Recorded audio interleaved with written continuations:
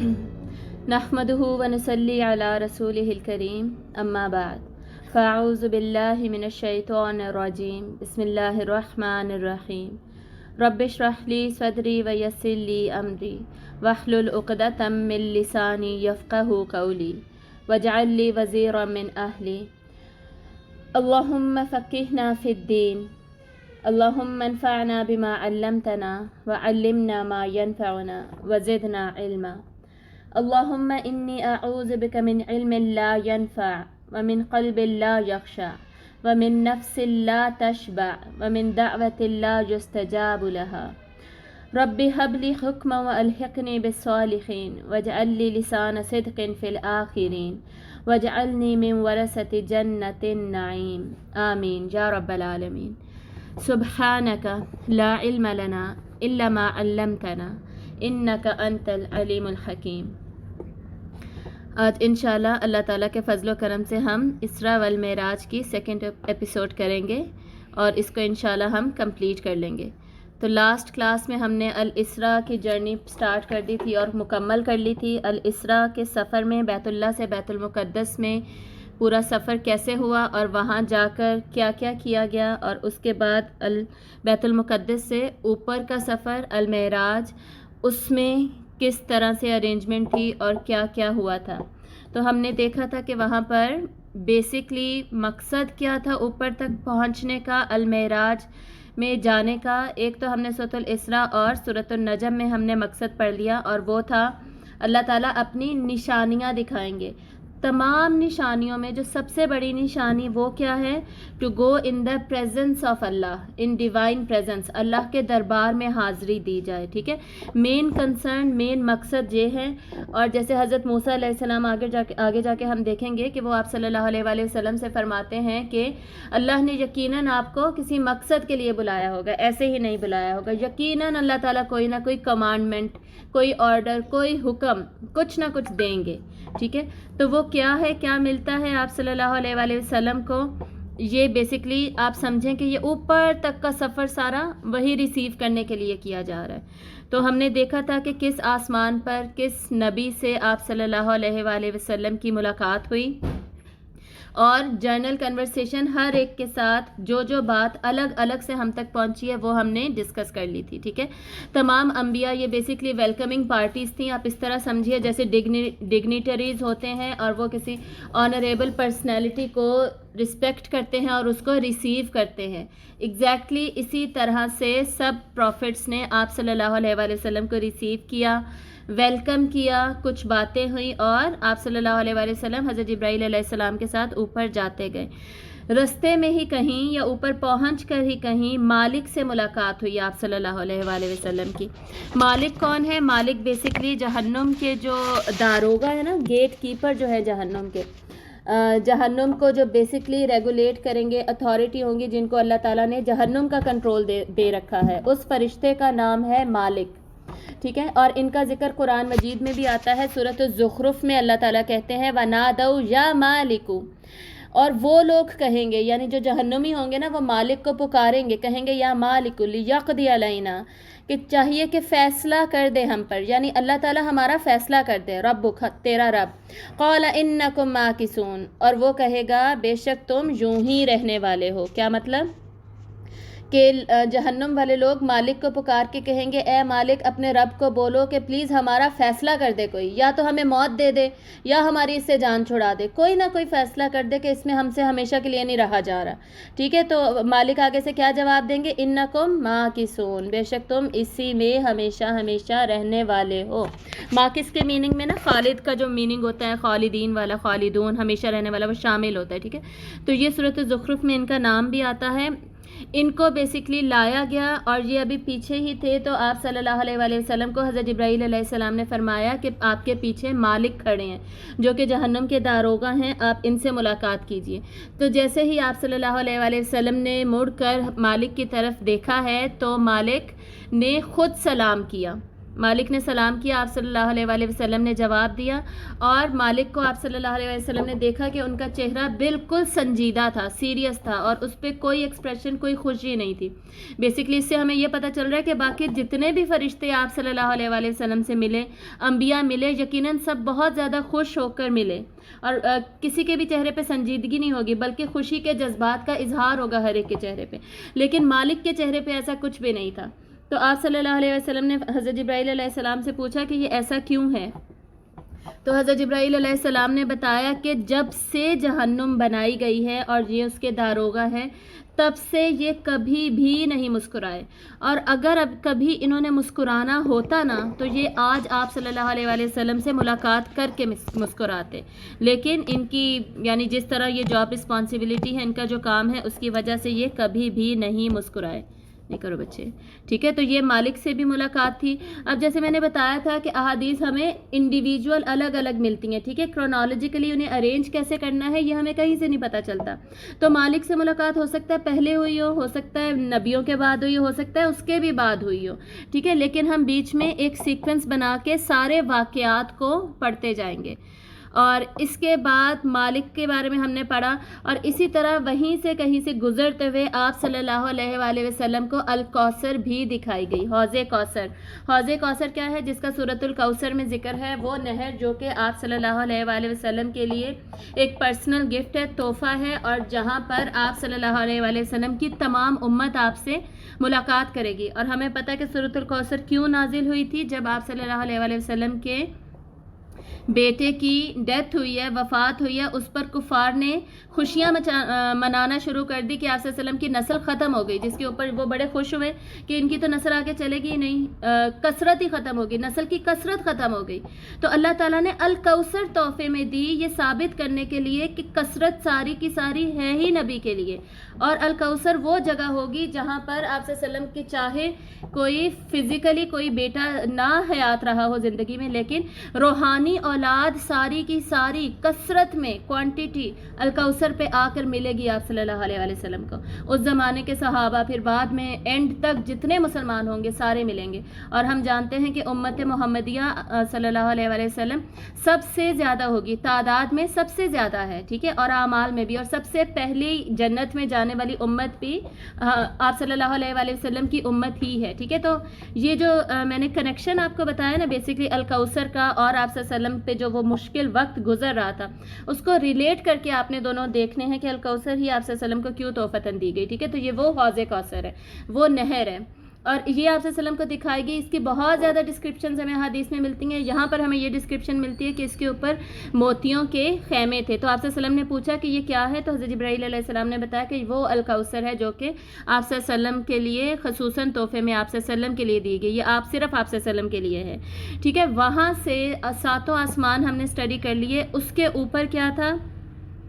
اس کے اوپر سدرۃ المنتہا۔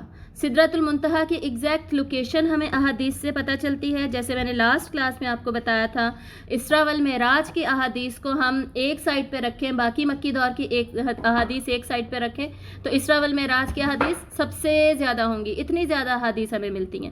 تو ہمیں سدرۃ المنتہا سے ریلیٹڈ بھی کافی انفارمیشن ملتی ہے، کچھ احادیث صحیح ہیں، اس میں کم احادیث صحیح ہیں، کچھ حسن ہیں اور کچھ ضعیف بھی ہیں۔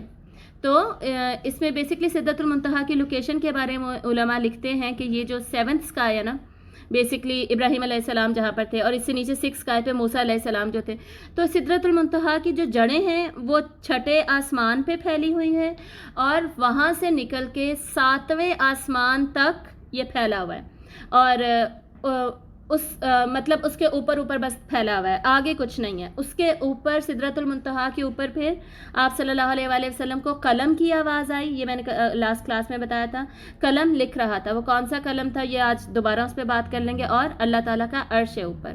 ابھی ہم واپس سدرۃ المنتہا پہ آتے ہیں، تو یہ 2 آسمانوں پہ چھایا ہوا ہے۔ اب یہ آسمانوں کی وسعت کیا ہے، کیسے ہے، کیوں ہے، یہ پوری کائنات، یہاں سے ہمیں پتہ چل رہا ہے کہ یہ بہت ہی زیادہ ہے۔ دوسری بات ہمیں یہ پتہ چلتی ہے، ابھی سورۃ النجم ہم جب اسٹڈی کریں گے تو اس میں بھی ہم دیکھیں گے کہ سدرۃ المنتہا کے نیچے ہیں جنتیں، ٹھیک ہے، جنتیں بھی سدرۃ المنتہا کے پاس ہی پھیلی ہوئی ہیں۔ جنتیں کتنی ہیں اب یہ تو آپ سب کو پتہ ہے کہ جنت کے 8 دروازے ہیں، ٹھیک ہے۔ لیکن 8 دروازوں کا مطلب یہ نہیں ہے کہ جنتیں بھی 8 ہی ہیں، جنتیں بہت زیادہ ہیں۔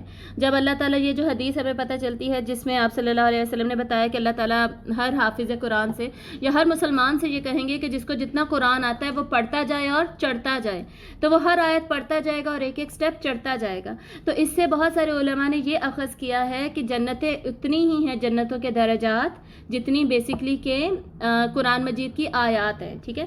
تو ایگزیکٹ فگر ہمیں نہیں پتہ، لیکن جنتیں بہت زیادہ ہیں، بہت بڑی ہیں، اور جنت کے یہ جو وسعت ہے اس کے بارے میں ہمیں قرآن مجید میں سے پتہ چلتا ہے کہ ایک جنت جو ہے، صرف ایک جنت، وہ اتنی وسیع ہے جیسے سارے آسمان و زمین، اتنی زیادہ وسیع ہے۔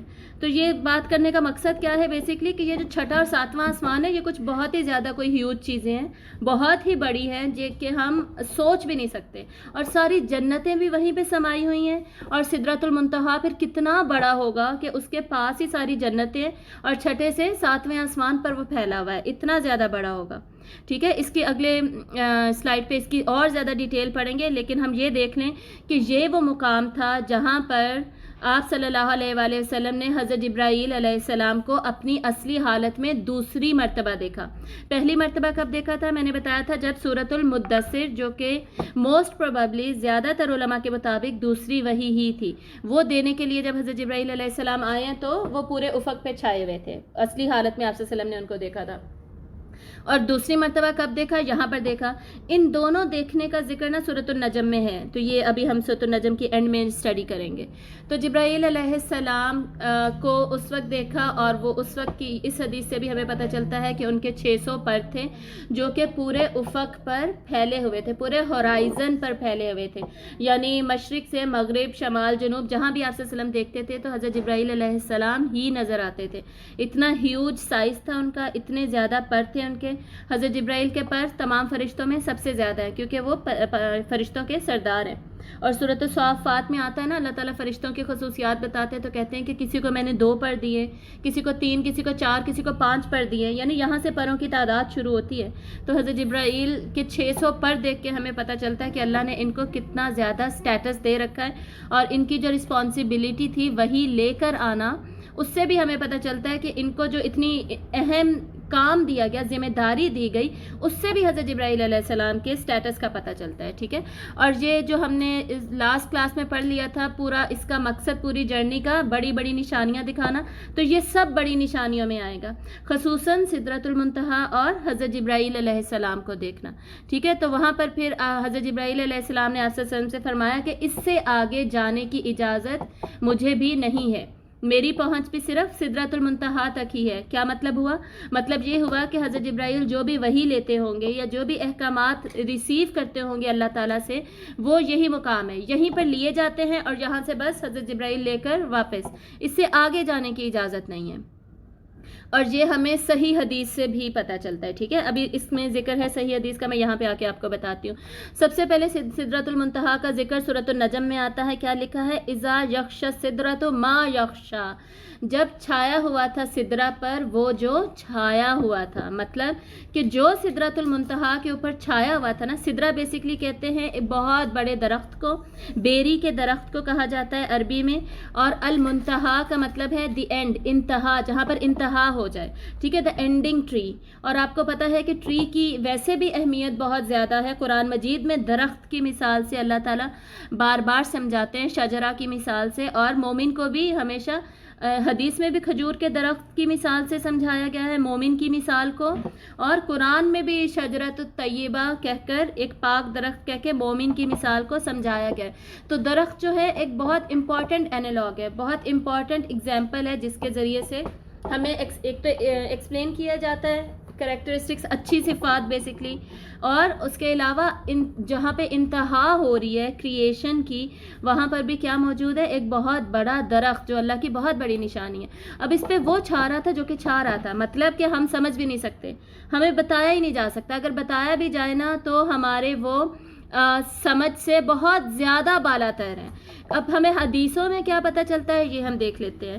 یہ میں نے آپ کو بتا دیا کہ اس کا پھیلاؤ 2 آسمانوں میں، آسمان بہت ہی زیادہ ہیوج ہے، 6واں اور 7واں آسمان. جنتیں اس کے نیچے ہیں، یہ ہم نے ڈسکس کر لیا، جنتیں کتنی ہیں کیا ہے یہ دیکھ لیا. پھر 4 نہریں اس کی جڑوں سے نکلتی ہیں. 2 نہریں وہ ہیں جو کہ دنیا میں جاتی ہیں اور 2 نہریں وہ ہیں جو کہ جنت میں جاتی ہیں. دنیا کی نہریں کون سی ہیں؟ نیل، ایک دریائے نیل اور دوسرا دریائے فرات، ٹھیک ہے، جس کو یوفریٹس کہتے ہیں، اور ریور نائل. یہ دونوں بیسکلی وہاں سے آ رہے ہیں. اب کیسے آ رہے ہیں کیا آ رہے ہیں یہ ہمیں نہیں پتہ، لیکن یہ حدیث کے ورڈز ہیں، ٹھیک ہے. اور اس کے علاوہ 2 نہریں جو جنت کی ہیں وہ کون سی ہیں؟ الکوثر. الکوثر یہاں سے آ رہی ہے. الکوثر جو ہے وہ قیامت والے دن بھی نظر آئے گی، وہاں بھی ہوگی، ایمان والے وہاں جمع ہوں گے. اور الکوثر جنت میں کنٹینیو ہوگی، بہت بڑی نہر ہے، ہر جگہ سے گزرے گی، وہاں جا کے کنٹینیو ہوگی، جنت میں بھی آپ صلی اللہ علیہ وسلم کے پاس ہوگی، ٹھیک ہے. ایک الکوثر ہو گئی، اور دوسری کون سی ہے جس کا ذکر ہے سورۃ الدہر میں؟ فیہا تسمى سلسبیلا، ٹھیک ہے. عینن فیہا تسمى سلسبیلا. سلسبیل، جو سلسبیل نہر ہے وہ بھی اس کے نیچے سے شروع ہوتی ہے. اس کے اوپر کیا ہے؟ اس کے اوپر پھر آپ صلی اللہ علیہ وسلم کو قلم چلنے کی آواز آئی. کون سا قلم؟ وہ قلم جس کو کہ اللہ تعالیٰ نے فرسٹ کریشنز میں سے ایک کریشن بنایا. اللہ تعالیٰ نے جب کائنات، جب اپنی کریشن بنائی، جب مخلوق بنائی، تو اس میں سے سب سے پہلی مخلوق قلم بنائی. یہ حدیث ہے، صحیح حدیث ہے. اس کے علاوہ دوسری حدیث ہمیں کیا ملتی ہے؟ اللہ تعالیٰ نے جب اپنی مخلوق بنائی تو سب سے پہلی مخلوق کیا بنائی؟ اپنا عرش بنایا. تو یہ دونوں کو اللہ تعالیٰ نے، آپ صلی اللہ علیہ وسلم نے ہمیں ایز اے فرسٹ ہی، پہلا ہی بتایا ہے. مطلب کیا ہے؟ مطلب یہ ہے کہ یہ دونوں پہلے ہی بنی ہیں. بیسکلی قلم ہے اور عرش ہے، آگے پیچھے ہوں گے لیکن شروع میں ہی بالکل دونوں فرسٹ نمبر پہ ہی بن گئے، ٹھیک ہے. اس میں کوئی کانٹرڈکشن نہیں ہے، بلکہ ایسی حدیث کو ہم ریکنسائل کر سکتے ہیں. تو آپ صلی اللہ علیہ وسلم کو اس کے اوپر قلم چلنے کی آواز آئی. مطلب کیا ہے؟ یعنی آپ سے اس سے ہمیں پتہ ہے کہ اس قلم کا کام کیا تھا. اللہ نے اس قلم کو بنایا اور بولا کہ لکھو. قلم نے پوچھا کیا لکھوں؟ تو آپ صلی اللہ علیہ وسلم نے بتایا کہ جو شروع سے لے کر، آپ صلی اللہ علیہ وسلم نے نہیں، اللہ تعالیٰ نے بتایا کہ جو شروع سے لے کر آخر تک، جنت جہنم کے فیصلے تک جو ہونا ہے وہ سب لکھ ڈالو. اللہ نے ڈیفینیٹلی قلم کو وحی کی، قلم نے سارا کچھ لکھ دیا. اب قلم ابھی بھی لکھ رہا ہے، ٹھیک ہے. اس کا مطلب ہے کہ ابھی بھی بہت ساری تقادیر ایسی ہوتی ہیں، تقدیر جو کہ دعا سے بدلتی ہے. تقدیر کی ٹائپس ہے نا، کچھ فکسڈ تقدیر ہے جس کو کچھ بھی نہیں ہو سکتا، اور کچھ تقدیر ایسی ہے جو کہ اللہ تعالیٰ نے دعا کے اوپر یا صلہ رحمی کے اوپر کنڈیشنل رکھی ہے کہ اس کی بیسس پہ بدل سکتی ہے. لیکن وہ بھی جو فائنل تقدیر ہے اس میں لکھا ہوا ہے کہ یہ شخص صلہ رحمی کرے گا، اس کی وجہ سے اس کی عمر بڑھ جائے گی، ٹھیک ہے. تو لیکن قلم البتہ ساتھ لکھ رہا ہے، ساتھ فیصلے کر رہا ہے. جیسے لیلۃ القدر پر فرشتے فیصلے لے کر آتے ہیں، تو وہ سارے فیصلے، اس طرح ڈفرینٹ چیزیں ڈفرینٹ ٹائمز اینڈ پلیسز پر قلم لکھ رہا ہے اور ابھی بھی چل رہا ہے. تو اور اس کے اوپر پھر کیا ہے؟ اللہ رب العزت کا عرش، اور عرش کے ساتھ ہی الکرسی میں نے لاسٹ ٹائم ایکسپلین کر دیا تھا، العرش اینڈ الکرسی، ٹھیک ہے. اور دونوں کا ذکر قرآن مجید میں موجود ہے. عرش کا ذکر بہت جگہ پہ ہے، خصوصاً سورۃ البروج میں ہے، اور آیت الکرسی آپ کو پتہ ہے الکرسی کا وہاں پر ذکر ہے.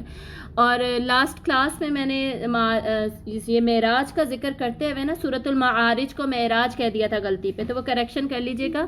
سورۃ المعارج کی میں بات کر رہی تھی کہ سورۃ المعارج میں معراج کا ذکر نہیں ہے، بلکہ صرف سورۃ النجم میں. اس کے پتوں کے بارے میں آپ صلی اللہ علیہ وسلم نے بتایا کہ سدرۃ المنتہا کے بہت بڑے بڑے پتے تھے، جیسے کہ ہاتھی کے بڑے بڑے کان ہوتے ہیں، لیکن اس سے بہت ہی بڑے، اتنے بڑے پتے تھے کہ ان کے نیچے سے اگر تیز گھوڑے پر سواری کی جائے تو 500 سال تک وہ گھوڑا چلتا رہے گا، اور وہ جو ایک پتا ہے وہ ختم نہیں ہوگا. اتنے بڑے بڑے پتے تھے اس درخت کے. اب سوچیں کہ درخت خود اٹ سیلف کتنا زیادہ بڑا ہوگا. اور یہ ضعیف حدیث ہے جسے ہمیں یہ پتہ چلتا ہے کہ ہر پتے پر بیسکلی فرشتے عبادت کر رہے تھے. اور اس کے بعد یہ تابعین سے ہمیں پتہ چلتا ہے کہ ان درختوں کے ارد گرد، یہ تفاسیر کی کتابوں میں سونے کی تتلیوں کا لکھا ہوا ہے، جو اگلا پوائنٹ ہے کہ ان درخت کے اوپر، اس کے پتوں کے اوپر بیسکلی سونے کی سنہری کلر کی تتلیاں تھیں جو کہ گھوم پھر رہی تھیں. اس کے ارد گرد بدلتے ہوئے رنگ تھے اور موتی تھے، اور پورے کی پوری ڈائنامک سچویشن تھی، ٹھیک ہے، اسٹیٹک نہیں تھا کچھ بھی، موومنٹ میں تھا، مسلسل حرکت میں سارا کچھ تھا وہاں پر. اور یہاں یہ صحیح حدیث ہے جو بالکل اینڈ میں نے لکھی ہوئی ہے کہ یہاں پر سارے کے سارے کلمات جو دنیا سے چڑھتے ہیں، جس کا سورۃ التوبہ میں ذکر ہے کہ جو نیک کلمات ہیں وہ اوپر کو چڑھتے ہیں اللہ کی طرف، تو وہ وہاں تک جاتے ہیں، سدرۃ المنتہا تک جاتے ہیں، ٹھیک ہے. اور جو اللہ تعالیٰ نے احکامات نیچے بھیجنے ہوتے ہیں وہ بھی یہیں سدرۃ المنتہا سے ہی ریسیو کر کے نیچے لائے جاتے ہیں. صرف احکامات ہی نہیں، اللہ تعالیٰ رحمتیں نیچے بھیجتے ہیں، اللہ تعالیٰ برکتیں نیچے بھیجتے ہیں، اور نور ہدایت اللہ تعالیٰ نیچے بھیجتے ہیں، ٹھیک ہے. یہ سارا کچھ، اور اس کے علاوہ بھی بہت کچھ ہوگا جو ہمیں نہیں پتہ. اوپر کیا کیا جاتا ہے، اوپر ہماری روحیں اوپر جاری ہوتی ہیں، ہم جتنے بھی کلمات پڑھتے ہیں، سبحان اللہ، الحمدللہ، تسبیحات پڑھتے ہیں، اللہ کی حمد کرتے ہیں، وہ سارا کچھ ہمارے تمام کے تمام نیک اعمال وہ سب کچھ اوپر جا رہا ہوتا ہے. کچھ فرشتے لے کر جاتے ہیں، کچھ شاید ویسے بھی اوپر جاتا ہوگا، ہمیں ایگزیکٹلی نہیں پتہ، لیکن سارا کچھ بیسکلی اوپر جا رہا ہے. سورۃ التوبہ میں بھی اس کو اوپن اینڈڈ لکھا ہوا ہے کہ تمام صالحات کلمات جو ہیں وہ اوپر کی طرف چڑھ رہے ہوتے ہیں، ٹھیک ہے. اور یہ ہم نے دیکھ لیا کہ اس سے آگے جانے کی اجازت نہیں ہے. اور آپ صلی اللہ علیہ وآلہ وسلم نے بھی اس کو اسی طرح ڈسکرائب کیا، اور اس کے بارے میں آپ صلی اللہ علیہ وسلم نے بھی یہ کہا کہ اس کو لفظوں میں بیان نہیں کیا جا سکتا جتنا کہ یہ خوبصورت تھا. اب اس سے آگے آپ صلی اللہ علیہ وآلہ وسلم فرماتے ہیں کہ مجھے اوپر لے جایا گیا. کیسے لے جایا گیا؟ اب نہ حضرت جبرائیل ساتھ ہے، نہ براق ساتھ ہے، کوئی بھی کچھ بھی ساتھ نہیں ہے، بس آپ صلی اللہ علیہ وسلم کو اوپر لے جایا گیا. اور جب لے جایا گیا وہاں پر آپ صلی اللہ علیہ وسلم نے اللہ تعالیٰ کے دربار میں حاضری دی، اور اللہ تعالیٰ نے آپ صلی اللہ علیہ وآلہ وسلم کو کیا تحائف دیے، کیا دیا تحفتاً، کیا کمانڈمنٹس دیں. بیسکلی سب سے پہلے اللہ تعالیٰ نے آپ صلی اللہ علیہ وسلم کو 50 نمازیں دیں، ٹھیک ہے. پھر اللہ تعالیٰ نے آپ صلی اللہ علیہ وسلم کو سورۃ البقرہ کی آخری 2 آیات جو ہیں خواتیم سورۃ البقرہ وہ دیں، ٹھیک ہے. اور ان کے بارے میں حدیث کیا آتی ہے کہ جو ان 2 آیات کو، سورۃ البقرہ کی آخری 2 آیات کو پڑھ کر سوئے گا وہ اس کے لیے کافی ہیں. پھر چاہے وہ فوت بھی ہو جائے تو وہ اس کے لیے کافی ہوں گی، اس کی نجات کے لیے، اور ساری رات پروٹیکشن کے لیے بھی وہ اس کے لیے، حفاظت کے لیے بھی کافی ہیں اس کے لیے. اور اس کے علاوہ تیسری بات جو اکثر ہمیں نہیں پتہ ہوتی، یہ 2 باتیں تو عموماً لوگوں کو پتہ ہوتی ہیں. تیسری بات کیا ہے کہ جو بھی اللہ تعالیٰ نے فرمایا ہے کہ جو شخص بھی توحید پر مرے گا تو اس پر جنت واجب ہو جائے گی، اس کو جنت ضرور ملے گی. اسی لیے ہمیں یہ تو پتہ ہے، ہم سب کو یہ بات پتہ ہوتی ہے بچپن سے کہ جس نے لا الہ پڑھا ہے نا، جو مسلمان ہے، مسلمان تو جائیں گے ہی جنت میں. یہ ہم میں سے ہر ایک کے ذہن میں بیٹھا ہوتا ہے. لیکن وہ جنت میں جانا کیا ہوا کہ جی جب آپ نے جب کسی نے بھی جہنم سے گزر کے جنت میں جانا ہے، ٹھیک ہے.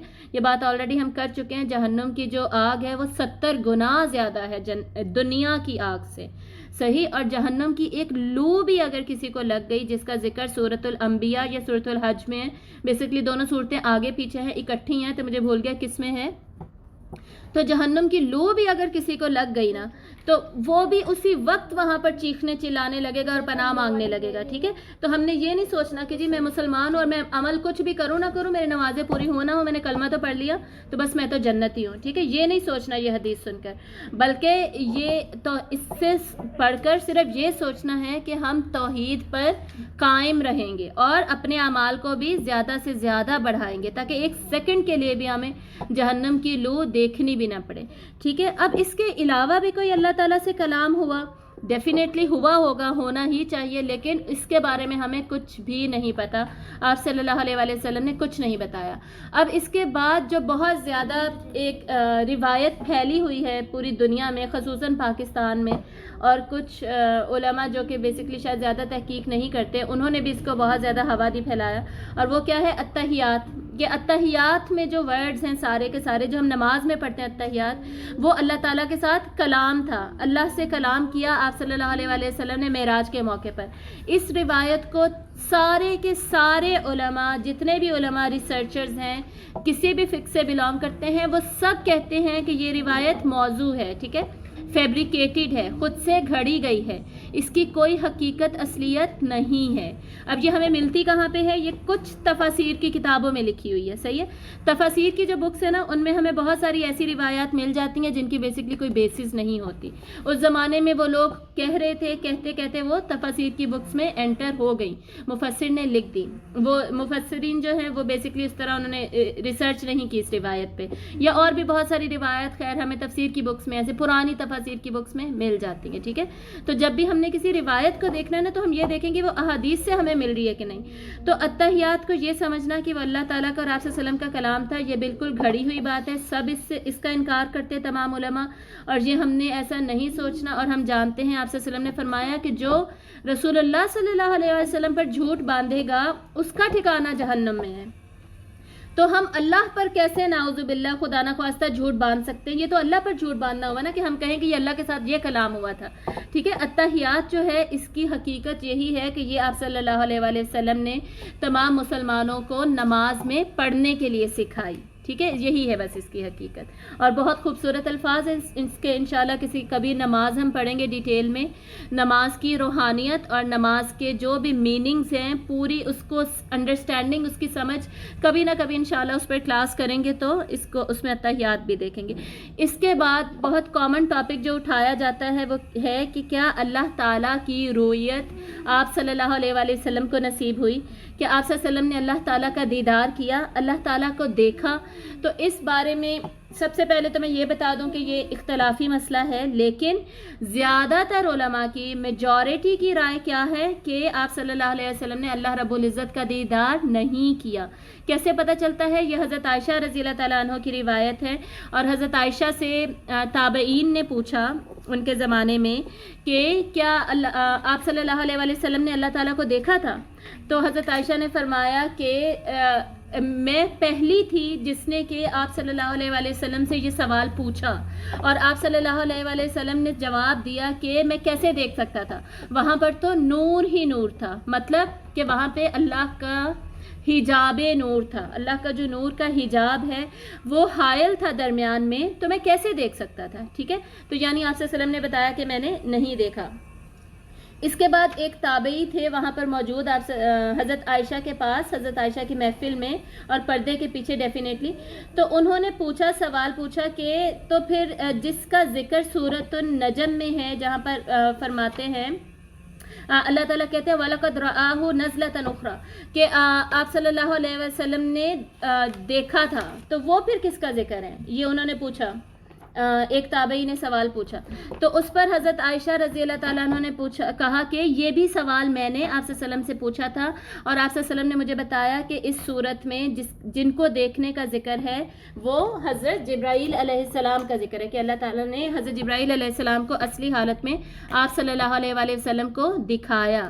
تو آپ صلی اللہ علیہ وآلہ وسلم نے اللہ تعالیٰ کا دیدار نہیں کیا، اور قرآن مجید میں ہی آتا ہے، آیت ہے لا تدرکہ الابصار، کہ نگاہیں جو ہیں they cannot, the eyes cannot encompass اللہ تعالیٰ، آئیز جو ہیں وہ اللہ کا احاطہ کر ہی نہیں سکتی، یعنی دیکھ ہی نہیں سکتی۔ کیوں نہیں دیکھ سکتی؟ کیونکہ ڈائمنشنز ہی ڈیفرنٹ ہیں۔ ہماری آنکھوں کی جو کیپیسٹی ہے اس دنیا میں دیکھنے کی، اور جو dimensions of space and time ہمیں اس دنیا میں دیے گئے ہیں وہ ٹوٹلی ڈیفرنٹ ہیں دین جو کہ ہوں گی اوپر باقی یونیورسز میں، جنتوں میں یا عرش کے پاس۔ آنکھیں ہی کوئی اور ہوں گی جو اللہ تعالیٰ کو دیکھیں گی۔ ہمیں پتہ ہے کہ جب ہم جنت میں جائیں گے تو ہمیں نئی باڈیز دے دی جائیں گی، ٹھیک ہے، ساری نئی فیکلٹیز دی جائیں گی، نئے آرگنز ہوں گے، سارا کچھ، اور ان کی جو ہمارے آرگنز کی جو کیپیسٹیز ہوں گی وہ ڈفرینٹ ہوں گی، ان کے جو کام کرنا ہوگا وہ سارا کچھ ڈفرینٹ ہوگا۔ ہمیں پتہ ہے کہ قیامت کے دن ہمارے سارے آرگنز باتیں کر رہے ہوں گے، ہمارے سارے جو باڈی پارٹس ہیں وہ بات کریں گے، خود اللہ تعالیٰ انہیں زبان دے دیں گے، وہ بتائیں گے۔ خیر جنت میں جاتے ہوئے تو سب کچھ نیا ہو جائے گا نا، تو وہ آنکھیں دیکھ سکیں گے۔ یہ والی آنکھیں جو ہیں یہ اللہ کو نہ نہیں دیکھ سکتے، لا تدرکہ الابصار۔ اب اس کے بعد وہاں سے اللہ تعالیٰ کے حضور سے واپسی ہوتی ہے، آپ صلی اللہ علیہ وآلہ وسلم 50 نمازیں ریسیو کرتے ہیں۔ واپس جب آتے ہیں تو حضرت موسیٰ سے واپسی پہ رستے میں ملاقات ہو جاتی ہے۔ اب ڈیفینیٹلی حضرت ابراہیم اس سے اوپر والے آسمان پہ تھے اور بیت المعمور کے ساتھ ٹیک لگائے ریسٹ کر رہے تھے، ہو سکتا ہے کہ وہیں پہ ہوں، ہو سکتا ہے کہ نہ ہوں، ہمیں نہیں پتہ، لیکن علماء یہ ضرور لکھتے ہیں کہ جی حضرت ابراہیم علیہ السلام نے کچھ بھی نہیں کہا آپ صلی اللہ علیہ وآلہ وسلم کو۔ کیوں؟ کیونکہ ہمیں پتہ ہے حضرت ابراہیم کی تعریف کیسے आती है कुरान मजीद में कि उन्होंने बहुत ज़्यादा वफ़ा की अल्लाह ताला से। वफ़ा करने का क्या मतलब होता है, यानी हज़रत इब्राहीम की तारीफ़ की जा रही है कि कभी उन्होंने किसी भी हुक्म पर इतना सा इतना सा चूँ कुछ भी नहीं किया। जो हुक्म जैसे ही मिला बस फ़ौरन मान लिया, फ़ौरन इकरार कर लिया, उसको ले लिया। चाहे वो आग में कूद जाना था, चाहे वो बीवी और बच्चे को सहरा में छोड़कर चले जाना था, चाहे वो बेटे के गले पे छुरी चला देना था, किसी पे भी कुछ नहीं कहा। ठीक है, हज़रत इब्राहीम अलैहिस्सलाम का तो एक्सेप्टेंस का जो एटीट्यूड था, रवैया था, वो तो इस हाई लेवल पर था। इसीलिए वो अल्लाह ताला के खलील है ना, खलीलुल्लाह है। और आप सल्लल्लाहु अलैहि वसल्लम भी अल्लाह ताला के खलील हैं, ये याद रखना है हमने। 2 खलील है अल्लाह ताला के। तो हज़रत मूसा अलैहिस्सलाम ने आप सल्लल्लाहु अलैहि वसल्लम को रोका और पूछा कि क्या मिला, क्या अल्लाह ताला ने क्या दिया है आपको, क्या हुक्म दिया। तो आप सल्लल्लाहु अलैहि वसल्लम ने बताया कि मुझे 50 नमाजें दी गई हैं। तो हज़रत मूसा ने कहा कि हज़रत मूसा अलैहिस्सलाम ने आप सल्लल्लाहु अलैहि वसल्लम से फरमाया कि मेरी उम्मत को जब नमाज़ें दी गई थी, बेसिकली फ़र्ज़ की गई थी, हज़रत मूसा को कैसे दी गई थी, हज़रत मूसा को जो तौरात दी गई थी वो रिटन फॉर्म में कोहे तूर पर बुला कर दी गई थी। ठीक है, जिसमें सिर्फ़ और सिर्फ कमांडमेंट्स लिखी हुई थी, वो वहाँ पर दी गई थी। हज़रत मूसा ने जाकर अपनी उम्मत को बताया था। तो हज़रत मूसा ने कहा कि मेरी उम्मत से तो इतना भी नहीं हुआ था, तो आपकी उम्मत से भी 50 नहीं पढ़ी जाएंगी। तो आप जाकर अल्लाह ताला से बात कीजिए कि अल्लाह ताला उसमें कमी कर दे, तखफीफ कर दे। तो आप सल्लल्लाहु अलैहि वसल्लम ने हज़रत जिब्राईल अलैहिस्सलाम की तरफ देखा, हज़रत जिब्राईल ने सर हिलाया और फिर हज़रत जिब्राईल जाने के वहाँ पर मौजूद थे। तो फिर आप सल्लल्लाहु अलैहि वसल्लम वापस गए और जाकर अल्लाह ताला से रिक्वेस्ट की, दरख्वास्त की। अल्लाह ताला ने नमाज़ों को कम कर दिया। अब यहाँ पर हमें 2 रिवायात मिलती हैं, एक ये कि 5-5 करके नमाज़ों को कम किया गया कि आप सल्लल्लाहु फिर से वापस आए, हज़रत मूसा ने फिर से कहा कि इतनी भी नहीं, 45 भी नहीं पढ़ सकेंगे, मज़ीद कम कराइए। या 10-10 करके कम किया गया कि 40 भी नहीं पढ़ सकेंगे, मज़ीद कराइए। ठीक है, तो या तो 10 मरतबा या 5 मरतबा आप सल्लल्लाहु अलैहि वसल्लम वापस गए। और फिर जब नमाज़ें जो थी वो 5 रह गई, और 5 रहने के बाद हज़रत मूसा अलैहिस्सलाम के पास जब गए हैं आप सल्लल्लाहु अलैहि वसल्लम, तो दोबारा हज़रत मूसा अलैहिस्सलाम ने कहा कि आपकी उम्मत 5 नमाज़ें भी नहीं पढ़ सकेंगी। कैसे उन्हें पता था? क्योंकि मेरा तजर्बा मेरी उम्मत के साथ यही कहता है। तो आप ऐसे कीजिए कि अल्लाह ताला से मज़ीद कम कराइए। तो इस पर आप सल्लल्लाहु अलैहि वसल्लम ने हज़रत मूसा से फरमाया, कदिस्तहयैतु मिन रब्बी, कि मुझे अपने रब से हया महसूस होती है, वलाकिन्नी अर्दा व उस्लिम, कि मैंने इसको अब कबूल कर लिया, मैं इस पर राज़ी हूँ और मैंने इस पर सर तस्लीम खम कर लिया। ठीक है, मैं अब नहीं जाऊँगा, मुझे इस पर हया महसूस होती है कि मैं इतना ज़्यादा कम करवाऊँ। तो इस पर एक आवाज़ आई, और आवाज़ क्या थी कि इस उम्मत पर 5 नमाज़ें फ़र्ज़ कर दी गई हैं, लेकिन इनका जो सवाब है वो 50 के बराबर ही रहेगा। और उलमा लिखते हैं कि ये आवाज़ अल्लाह ताला की थी, और आप सल्लल्लाहु अलैहि वसल्लम भी अल्लाह की आवाज़ सुन चुके थे, अल्लाह ताला की आवाज़। और हज़रत जिब्राईल अलैहिस्सलाम भी पहले सुन चुके हैं, और हज़रत मूसा अलैहिस्सलाम भी कोहे तूर पर अल्लाह से कलाम कर चुके थे। तो उन तीनों को ही पता था, और उन तीनों ने सुना कि 5 नमाज़ें फ़र्ज़ कर दी गई, लेकिन इनका जो सवाब है वो 50 के बराबर ही होगा। और ये हदीस है, हमें पता है, आप सल्लल्लाहु अलैहि वसल्लम ने फरमाया कि हर नेकी का सवाब कितना मिलता है? 10 गुना मिलता है। ठीक है, 1 इज़ इक्वल टू 1 नहीं मिलता, 1 नेकी इज़ इक्वल टू 1 रिवॉर्ड नहीं, 1 नेकी इज़ इक्वल टू 10 रिवॉर्ड्स। लेकिन जहाँ तक गुनाह की बात है, तो एक गुनाह जो है उसको अल्लाह ताला एक गुनाह के बराबर ही डील करते हैं, उसकी एक गुनाह के बराबर ही सज़ा होती है। ठीक है, तो ये अल्लाह ताला का एहसान है हमारी उम्मत के ऊपर कि 5 नमाज़ें भी 50 के इक्वल हो गई, 30 रोज़े हम रखते हैं पूरे रमज़ान में, आगे 6 मिलाते हैं शवाल के, तो 36 रोज़े भी 360 के बराबर सवाब मिल गया, पूरे साल का सवाब मिल गया। और उसके बाद फिर हर नेकी जो हम कर रहे हैं उसको 10 गुना अल्लाह ताला बढ़ा के, और ये 10 गुना भी मिनिमम है, वैसे मिनिमम सूरतुल बकरा में आता है कि अल्लाह ताला नेकियों को, खसूसन सदकात को 700 टाइम्स बढ़ा देते हैं, 700। और उलमा का कहना है कि ये जो 700 है ना, ये बेसिकली फिगर है टू शो मैक्सिमम अमाउंट। ठीक है, 700 का भी मतलब एग्जैक्ट 700 नहीं है, 700 का मतलब है कि मैक्सिमम जितना अल्लाह ताला चाहे उतना अल्लाह ताला नेकियों का रिवॉर्ड बढ़ा देते हैं, but it will start from 10, 10 से नीचे नहीं जाएगा, 10 से ऊपर अल्लाह ताला जितना जैसे चाहे बढ़ा दें। फिर भी अगर हम जन्नत अपने लिए ना ले सकें और जहन्नुम ही हमारे लिए वाजिब हो जाए, तो इंतहाई दुख की बात है कि वो एक एक गुना एक एक के इक्वल था, और जहाँ पे 1 × 10 हो रहा था, हर जगह पे मिनिमम 10 हो रहा था, फिर भी हम ना कर सके।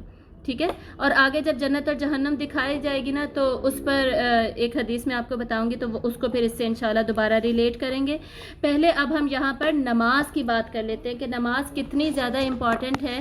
مکہ کے 13 سال گزرے جس میں کہ میں نے آپ کو بتایا تھا 2/3 of the Quran was revealed in Makkan era. 2/3 قرآن نازل ہو چکا، لیکن اللہ نے ابھی نماز نہیں فرض کی تھی. تربیت ہو رہی تھی مسلمانوں کی، ایمان جو بیسس تھی، فاؤنڈیشن تھی، وہ مضبوط ہو رہی تھی. اس کے بعد نماز دینے کے لیے اللہ تعالیٰ نے آپ صلی اللہ علیہ وآلہ وسلم کے پاس وحی نہیں بھیجی، بلکہ نماز دینے کے لیے آپ صلی اللہ علیہ وآلہ وسلم کو اوپر آسمانوں میں بلایا گیا اور وہاں پر آپ کو نماز جیسا تحفہ دیا گیا. تو آپ یہ سوچیں یہاں سے کہ نماز کتنی زیادہ اہم ہے اللہ تعالیٰ کی نظر میں، کتنی اہمیت ہے اس کی. اس بات سے نا آپ یہ سوچیں کہ نماز کیا ہے، بیسکلی ملاقات ہے نا ہماری اللہ سے. نماز آپ صلی اللہ علیہ وسلم نے فرمایا کہ جب ہم نماز پڑھتے ہیں نا تو اللہ کا چہرہ ہمارے سامنے ہوتا ہے. ٹھیک ہے، یہ صحیح حدیث ہے. مطلب ہماری اللہ سے ملاقات ہو رہی ہے، ہمیں یہ احساس ہونا چاہیے اپنے دل کے اندر. اب اس سے یہ پتہ چلا کہ اللہ کو اپنے بندوں سے ملنے کا کتنا شوق ہے. جیسے کسی کو کسی بھی پیار کرنے والے کو کسی محبت کرنے والے سے ملنے کا شوق ہوتا ہے. میرے بچے مجھ سے دور رہتے ہو تو مجھے کتنا شوق ہو کہ میں اپنے بچوں کو روز ملوں، دن میں 5 دفعہ ملوں، ہر وقت ملوں، اور وہ بار بار آ کر مجھ سے ملیں. ہوتا ہے نا ایسے. تو اللہ کو ہم سے کتنی محبت ہے؟ 70 یا 90 کی فگر آتی ہے، 70 اور 90 ماؤں سے زیادہ محبت اللہ تعالیٰ ہر انسان سے کرتے ہیں. تو کیا اللہ کا دل نہیں کرتا؟ اللہ ایسے نہیں کہنا چاہیے، اللہ تعالیٰ کو ہم سے ملاقات کا کتنا اشتیاق ہوگا، یہ بات ہم یہاں سے سمجھ سکتے ہیں، نماز کی اہمیت سمجھ سکتے ہیں.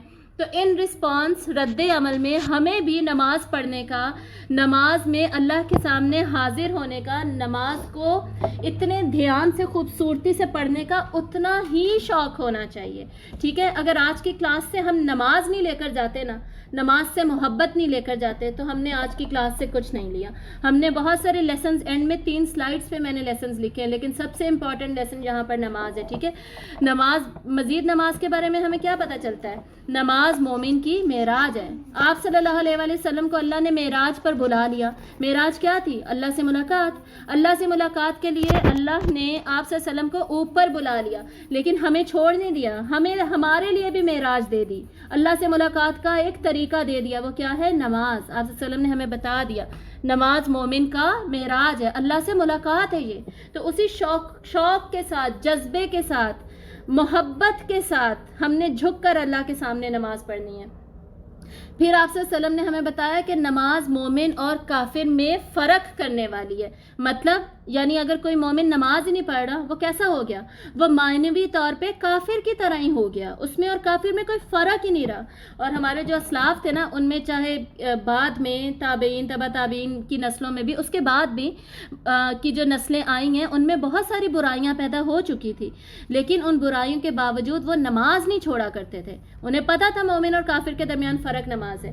اور آج کل ہمارے حالات یہ ہیں کہ جی ہم فجر کے وقت نہیں اٹھ سکتے، اسکول کے لیے ہم اٹھ سکتے ہیں، اور ہماری مائیں بھی، ان کو یہ ہوتا ہے کہ اسکول نہ مس ہو جائے، فجر چاہے مس ہو جائے، عشاء چاہے مس ہو جائے، بچہ ٹائم پہ سو جائے، عصر چاہے مس ہو جائے، بچہ قاری صاحب سے قرآن پڑھ لے لیکن عصر کی نماز پڑھے نہ پڑھے.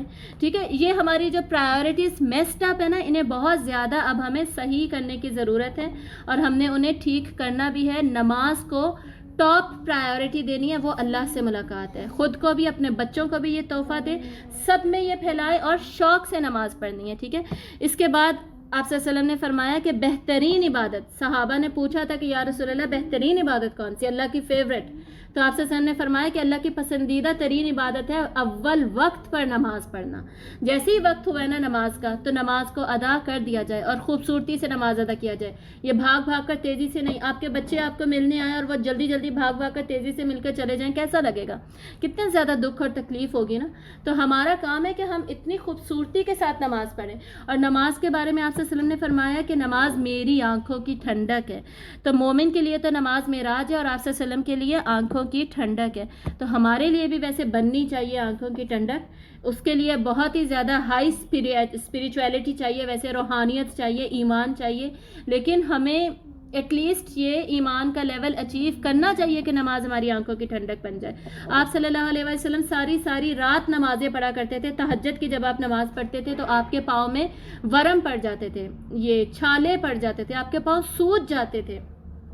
اور دن میں آپ نے پھر امامت بھی کرنی ہے, جہاد کے لیے بھی جانا ہے. جہاد کی جب میں کوانٹٹی بتاؤں گی نا آپ کو مدینہ دور میں جا کے کہ اتنے سال میں 11 سال میں کتنے جہاد ہوئے, کتنے غزوات اور کتنے سرایا ہوئے, تو آپ حیران ہو جائیں گے. یہ تو روز ہی لڑائی ہو رہی تھی, روز ہی جنگ ہو رہی تھی. تو روز ہی جنگ پہ بھی جا رہے ہیں, روز ہی گھر والوں کا بھی خیال رکھ رہے ہیں, نان نفقہ بھی پورا کر رہے ہیں, درس تدریس کا بھی کام ریگولرلی ہو رہا ہے, ٹھیک ہے, اور نمازیں بھی, سارا کچھ ہو رہا ہے. لیکن ساری رات تہجد بھی پڑھی جا رہی, پاؤں بھی سوجے ہوئے پاؤں کے ساتھ جنگ میں بھی جا رہے ہیں. سمجھ آ رہی ہے؟ ہم تھوڑے سے تھک جاتے ہیں نا, ہماری فرض نمازیں چھوٹ جاتی ہیں. بازار سے آئے ہیں جی, فرض نماز ہی نہیں پڑھی جا رہی. یہ حالات ہیں, یہ کس چیز کے حالات ہیں؟ یہ بیسکلی یہ ہمارے ایمان کے حالات ہیں. پھر ہم کہتے ہیں کہ جی ہمارا کوئی روب دبدبہ, عزت ہی نہیں رہی, ہمیں کوئی ترقی نہیں رہی, سارا ویسٹ ہی ساری ترقی کر رہا ہے. بھئی یہ لمز IBA, یہ جتنی یونیورسٹیز آپ بنا لیں, اتنی اچھی یونیورسٹیز بنا لی ہم نے اپنے پاکستان میں, لیکن اپنے ایمان پہ کام ہی نہیں کیا. وہ بیلنس آؤٹ کر دیا نا ہم نے, بیلنس ختم کر دیا. تو مسلمان جب تک ایمان کو نہیں لے کر چلے گا تو یہ یونیورسٹی سے تعلیم حاصل کرتا رہے, اس کو عزت نہیں ملنی. جب وہ دونوں, دنیا اور دین دونوں کو لے کر چلے گا, اکٹھا لے کر چلے گا, پرائیورٹی دے گا ایمان کو, تب اسے ملے گی دنیا بھی. ورنہ اللہ تعالیٰ نہ اسے دین دیں گے نہ دنیا دیں گے. اور جو اللہ کے کاموں میں لگ جاتا ہے, اللہ تعالیٰ اسے دین بھی دے دیتے ہیں, اللہ تعالیٰ اسے دنیا بھی دے دیتے ہیں. خیال رکھنا ہم نے ان چیزوں کا, اور اپنے بچوں کو نماز کے ساتھ جوڑنا ہے, خود کو بھی, پوری فیملی کو, سب کو. اور اس کے بعد ہمیں پتہ ہے روز حشر جب حساب کتاب شروع ہوگا, قبر کے 3 سوال الگ ہیں, ٹھیک ہے. اس کے بعد آپ صلی اللہ علیہ وسلم نے فرمایا کہ قیامت کے دن ابن آدم کا پاؤں ہلے گا بھی نہیں جب تک کہ وہ ان 5 سوالوں کا جواب نہیں دے دیتا. وہ سوال الگ ہیں, قبر کے سوال الگ ہیں. اس کے بعد جب حساب کتاب شروع ہوگا, اس میں پہلا سوال نماز کا ہوگا. تو جس کی نمازیں پوری ہوں گی, اور کس سے ہوگا؟ اب ظاہر مسلمانوں سے ہی ہوگا. حساب کتاب جب شروع ہوگا, کافر تو سیدھے جہنم میں چلے جائیں گے نا, ان سے اب اگلا سوال ہی نہیں ہے, توحید ہی نہیں ہے ان کی. تو اب مسلمان ہی رہ گئے, صحیح, مسلمان اور منافق رہ گئے, منافق بعد میں ڈالے جائیں گے جہنم میں. تو سب سے پہلا سوال اب کیا ہو رہا ہے؟ نمازیں کس کی پوری ہیں, نمازیں کس کی کیسی ہیں؟ تو آپ صلی اللہ علیہ وسلم نے بتایا کہ جس کی نمازیں ٹھیک ہوں گی نا, ٹھیک سے مطلب ہے کوانٹٹی بھی پوری ہے, ان کی کوالٹی بھی ٹھیک ہے, جس طریقے سے جیسے پڑھنی تھی اول وقت میں پڑھی گئی ہے, تمام رکن پورے کیے گئے ہیں, سنت اور فرائض کا خیال رکھا گیا ہے, ہر ورڈ کو صحیح سے ادا کیا گیا ہے, ہر رکن کو پورے طریقے سے ادا کیا گیا, وضو تھا, وضو کا خیال رکھا گیا, وغیرہ وغیرہ. نمازیں ٹھیک ہے, وہ سمجھو کہ پاس ہو گیا. اور جس کی نمازیں ہی ٹھیک نہیں, اس کا پھر آگے جانا, اگلی سٹیج پہ جانا مشکل ہو جائے گا. نماز اتنی امپورٹنٹ چیز ہے ہمارے لیے, ٹھیک ہے. اور نماز وہ چیز ہے جس میں اللہ تعالیٰ نے ہمیں قرآن پڑھنا فرض کر دیا. سورۃ الفاتحہ تو فرض ہی کر دی, اس کے بغیر نماز ہی نہیں ہوتی ہی نہیں ہے نماز اگر ہم نے سورۃ الفاتحہ نہیں پڑھی. اور سورۃ الفاتحہ ام الکتاب کی کہلاتی ہے قرآن مجید میں, قرآن مجید کی سب سے اہم سورت. آپ سے وسلم نے فرمایا کہ اللہ تعالیٰ نے سورۃ الفاتحہ جیسی سورت نہ تورات میں نازل کی, نہ انجیل میں نازل کی, نہ ہی پورے قرآن میں اس جیسی کوئی دوسری سورت ہے. یہ صحیح حدیث ہے, ٹھیک ہے. تو سورۃ الفاتحہ فرض کر دی. تو ہمیں کیا چاہیے پھر؟ سورۃ الفاتحہ کو ایٹ لیسٹ سمجھ کر پڑھیں. پھر قرآن مجید کو زیادہ سے زیادہ نماز کے ساتھ اللہ تعالیٰ نے جوڑ دیا کہ قرآن مجید کو ہم سمجھیں, اس کو جب روز پڑھ رہے, تلاوت کر رہے ہیں, تو وہ ہماری سمجھ میں آ رہا. اور قرآن کیا ہے بیسکلی؟ قرآن اللہ کا کلام ہے, اللہ کی سپیچ ہے, اللہ کے الفاظ میں ہم اللہ سے بات چیت کر رہے ہیں, اللہ سے ملاقات ہو رہی ہے نا نماز میں. تو ہم اپنے الفاظ میں اگر اللہ سے ملاقات کریں تو وہ ہمارے پاس تو الفاظ ہی نہیں ہیں, ٹھیک ہے نا. تو اللہ کے الفاظ میں, اللہ کے کلام, اللہ کی سپیچ کے ساتھ ہم اللہ تعالیٰ سے ملاقات کر رہے ہیں. یہ, اور آپ صلی اللہ علیہ وسلم نے یہ بھی فرمایا کہ بہترین نماز وہ ہے جس میں قیام سب سے لمبا ہے. قیام میں کیا ہوتا ہے؟ قیام کی کیوں اتنی اہمیت ہے؟ قرآن کی وجہ سے, قرآن پڑھا جاتا ہے قیام میں, ٹھیک ہے. اور آپ صلی اللہ علیہ وسلم فرض نمازوں میں تو ضرور صورتیں کم چھوٹی پڑھ لیتے تھے تاکہ پیچھے کھڑے ہوئے اگر کوئی تھکے ہوئے لوگ ہیں انہیں مشکل نہ ہو جماعت میں. لیکن تہجد میں تو آپ لمبی صورتیں, 3 پارے, 4 پارے آپ صلی اللہ علیہ وآلہ وسلم پڑھ لیتے تھے. تو ہم نے قرآن کے ساتھ جو رشتہ مضبوط کرنا ہے وہ کیسے کرنا ہے؟ نماز کے ذریعے سے ہی ہم کریں گے. اگر ہم حفظ کرتے ہیں تو حفظ ہم کس لیے کرتے ہیں؟ ہم قرآن مجید حفظ کرتے ہیں تاکہ ہم اسے نماز میں اللہ کے حضور میں کھڑے ہو کے پڑھیں. ٹھیک ہے. اور نماز قرآن کتنا امپورٹنٹ ہے ہمارے لیے, تو قرآن کو نماز کے ساتھ جوڑ دیا گیا. اس سے زیادہ اب کیا نماز کی اہمیت میں بتاؤں. اور آپ سب کو پتہ ہے, بچپن سے سب کو پتہ ہے, پھر بھی اگر ہم 5 نمازیں نہیں پڑھ پاتے نا, اور اگر ہم فجر کے وقت پھر بھی ہمارا ایمان ہمیں نہیں اٹھاتا, تو یہ ہم پہ بس اسی لیے ہماری امت کے یہ حالات ہیں. اور اسی لیے ہمیں نماز کی, یہ فجر کی نماز میں اتنے کم لوگ جماعت میں نظر آتے ہیں. شرمندہ ہونا چاہیے ہمیں اس بات کے اوپر. اور نماز وہ چیز ہے جو بندے کو بندہ بننا سکھا دیتی ہے. انسان کا تکبر سارا کا سارا کہاں ہوتا ہے؟ اس کے سر میں ہوتا ہے. ٹھیک ہے, کہ میں ٹھیک ہوں, میری مرضی, میں نے سونا ہے ابھی, میری مرضی, میں نے ابھی پڑھائی کرنی ہے, میری مرضی, میں نے ابھی ٹی وی دیکھنا ہے, ابھی میوزک سننا ہے, وغیرہ وغیرہ وغیرہ. نماز کیا کرتی ہے؟ یہ جو سر کے اندر ہمارے یہ خناس بھرا ہوا ہے نا, غرور بھرا ہوا ہے, ہر الٹی چیز بھری ہوئی, اس سر کو زمین پہ گرا دیتی ہے نماز. ٹھیک ہے, سجدے میں ہم گر جاتے ہیں.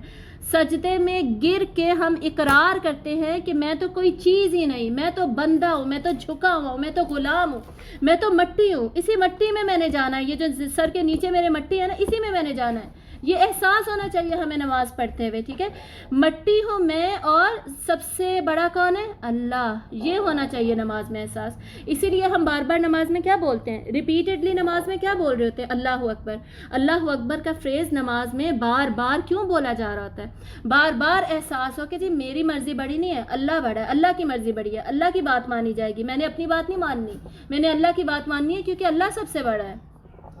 تو یہ سجدے میں گر جانا ہمیں ہماری عاجزی کا پتہ دے دیتا ہے. ٹھیک ہے, ہمارے مٹی ہونے کا پتہ دے دیتا ہے, اور اللہ کی کبریائی کا ہمیں پتہ دے دیتا ہے.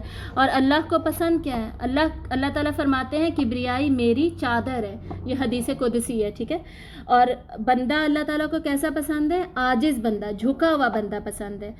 عبد ہونا ہوتا کیا ہے؟ غلامی میں آ جانا. غلامی کیا ہوتی ہے؟ غلامی ہوتی ہے ایک چیز پہ بھی اپنی مرضی نہیں چلانی, ساری مرضی اللہ کی ہی چلے گی. ادخلوا فی السلم کافہ, اسلام میں داخل ہو جاؤ مکمل کے مکمل, پورے کے پورے. آپشن نہیں ہے آپ کوئی. اللہ نے آپشن نہیں دیا کہ 5 میں سے ٹھیک ہے 4 نمازیں پڑھ لینا, کلمہ تو تم نے پڑھا ہوا ہے, جنت میں چلے جاؤ گے, مسئلہ ہی کوئی نہیں ہے.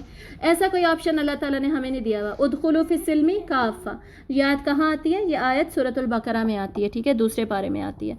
تو یہ نماز کی اہمیت کو ہم نے سمجھنا ہے. وہ تحفہ جو اللہ تعالیٰ نے آپ صلی اللہ علیہ وسلم کو دیا اوپر معراج کے موقع پر, اگر حضرت موسیٰ کی امت جس کو اللہ نے فضیلت دی تھی, اس وقت وہ سب سے بڑی امت تھی اور سب سے فضل والی تھی, اس کو ریپلیس کر کے اللہ نے ہمیں سب سے بڑی امت بنایا اور فضیلت دے دی ہمیں, اور ہم بھی پھر بھی ان کی طرح کے کام کریں تو یہ ہمیں سوٹ نہیں کرتے. ٹھیک ہے, امت محمدیہ کو کیا چاہیے؟ کم از کم 5 نمازیں تو پوری کریں, اور 5 نمازیں وہ جنہیں 20 منٹ بھی نہیں لگتے پڑھنے میں. ٹھیک ہے,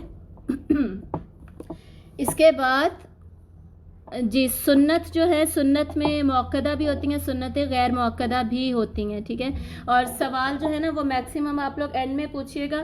تو ایک تو یہ یاد رکھیے گا, ابھی اتنی ساری ایکسپلینیشن کا مقصد کیا تھا؟ محبت میں نماز پڑھنی ہے, تو محبت میں تو انسان نفل بھی پڑھتا ہے. ٹھیک ہے, اور دوسری بات ہے جہاں تک مؤکدہ اور غیر مؤکدہ کی, تو مؤکدہ وہ سنت ہوتے ہیں جنہیں ہم نہیں چھوڑ سکتے.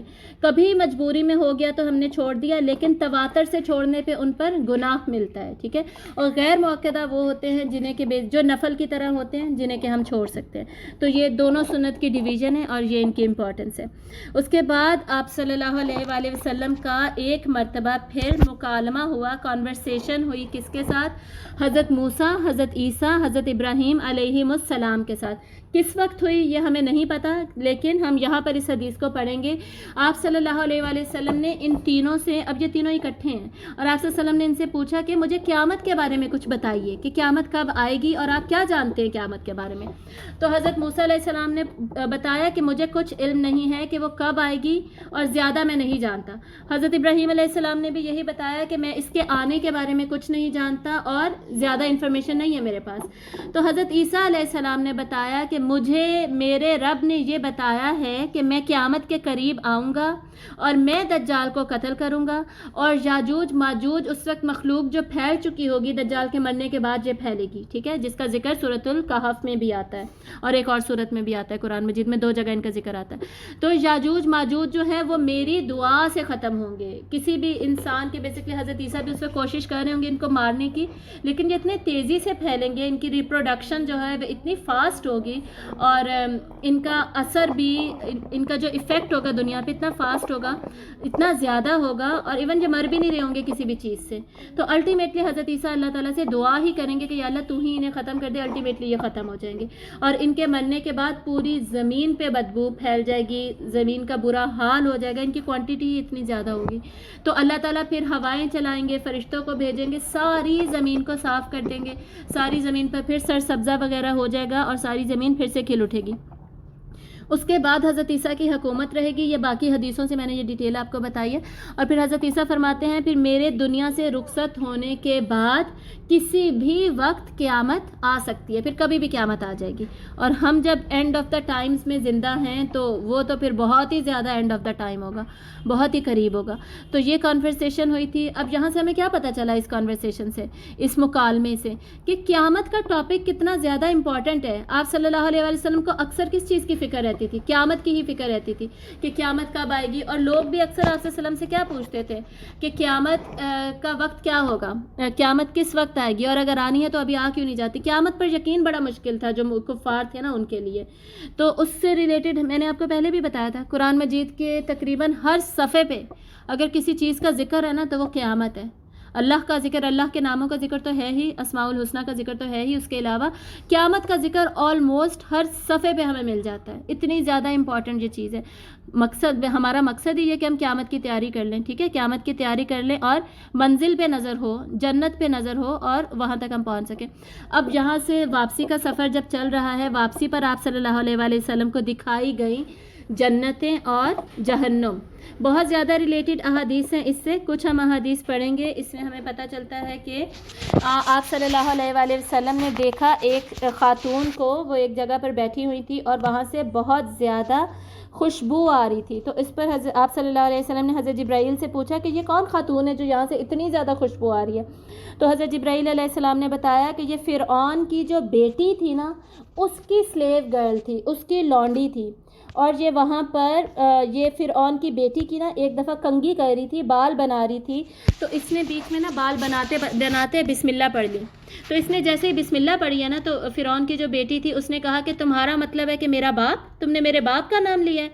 تو اس خاتون نے کہا کہ نہیں، میں نے تمہارے باپ کا نام نہیں لیا، بلکہ میرا رب اور تمہارا باپ کا بھی رب اللہ ہی ہے. تو اس پر اس خاتون نے وہ اس کی بیٹی نے، فرعون کی بیٹی نے کہا کہ اچھا اگر میں اپنے باپ کو بلاؤں تو اس کے سامنے بھی ایسے ہی کہو گی؟ تو اس نے کہا کہ ہاں ایسے ہی کہوں گی.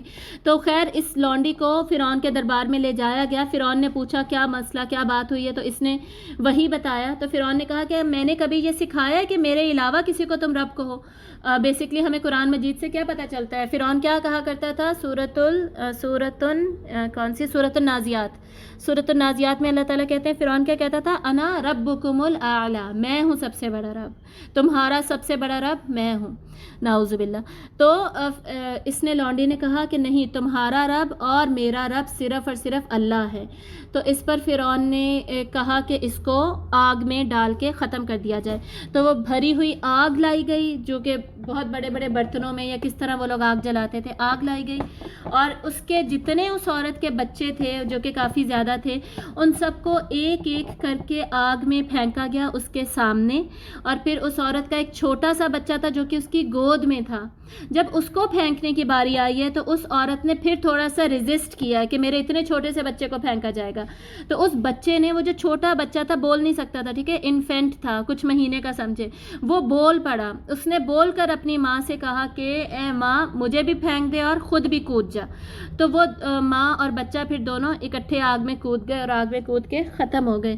تو ان کی سٹوری اللہ تعالیٰ نے ان کو چاہے بتائی ہو نہ ہو، بنی اسرائیل کو چاہے پتہ ہو نہ ہو کہ اس کا اتنا درجہ ہے، ہماری امت کو، امت محمدیہ کو، جو سب سے بڑی امت ہوگی اور سب سے فضل والی اللہ نے امت بنائی اور جو سب سے پہلے جنت میں جائے گی، اس کو اللہ تعالیٰ نے یہ سارا قصہ پہنچا دیا تاکہ ہمیں احساس ہو، ہمیں پتہ چلا ہو کہ ایمان کیا ہوتا ہے، پتہ چلے کہ ایمان کیا ہوتا ہے اور کیسا ایمان ہونا چاہیے، اللہ کے لیے کیسا ایمان ہونا چاہیے. اس کی مثال اللہ نے ہمارے سامنے رکھ دی.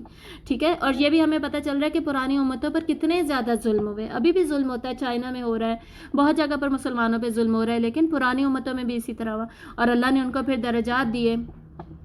اسی طرح یہ جو اگلی 2 حدیثیں ہیں نا، یہ ہمیں سیپریٹلی بھی ملتی ہیں، معراج سے الگ سے بھی ملتی ہیں کہ آپ صلی اللہ علیہ وسلم نے ایسا دیکھا، یا پھر یہ معراج سے ریلیٹڈ بھی دیکھی ہیں، تو البتہ ہم یہاں پہ یہ ڈسکس کر لیتے ہیں، ٹھیک ہے. تو یہ حدیثیں کیا ہیں کہ آپ صلی اللہ علیہ وآلہ وسلم نے حضرت بلال کے قدموں کی آہٹ جنت میں سنی، اور واپس آ کر آپ صلی اللہ علیہ وسلم نے حضرت بلال سے پوچھا کہ تم ایسا کیا کرتے ہو کہ جو تمہارے قدموں کی آہٹ میں نے جنت میں سنی. تو حضرت بلال نے فرمایا کہ میں جب بھی وضو کرتا ہوں تو وضو کرنے کے بعد 2 نفل ضرور پڑھتا ہوں. تو یہ بیسکلی وجہ جس کی وجہ سے حضرت بلال کے قدموں کی آہٹ جنت میں سنائی دی. اس کے بعد آپ صلی اللہ علیہ وآلہ وسلم گزرے تو آپ صلی اللہ علیہ وسلم نے ایک خاتون کو دیکھا جو پانیوں کے پاس بیٹھی ہوئی تھی، اور اس کے پاؤں کی پنڈلیاں نظر آ رہی تھیں. پنڈلیاں ہوتی ہیں بیسکلی یہ جو ایڑی ہوتی، یہ جو ہوتا ہے نا ہمارا، کیا کہتے ہیں اس کو، اینکل کو اردو میں کیا کہتے ہیں، اینکل کے نیچے والا پورشن، ٹھیک ہے. پاؤں بیسکلی اس کا پنڈلیاں، پاؤں اس کا نظر آ رہا تھا. اور وہ اس طرح تھا.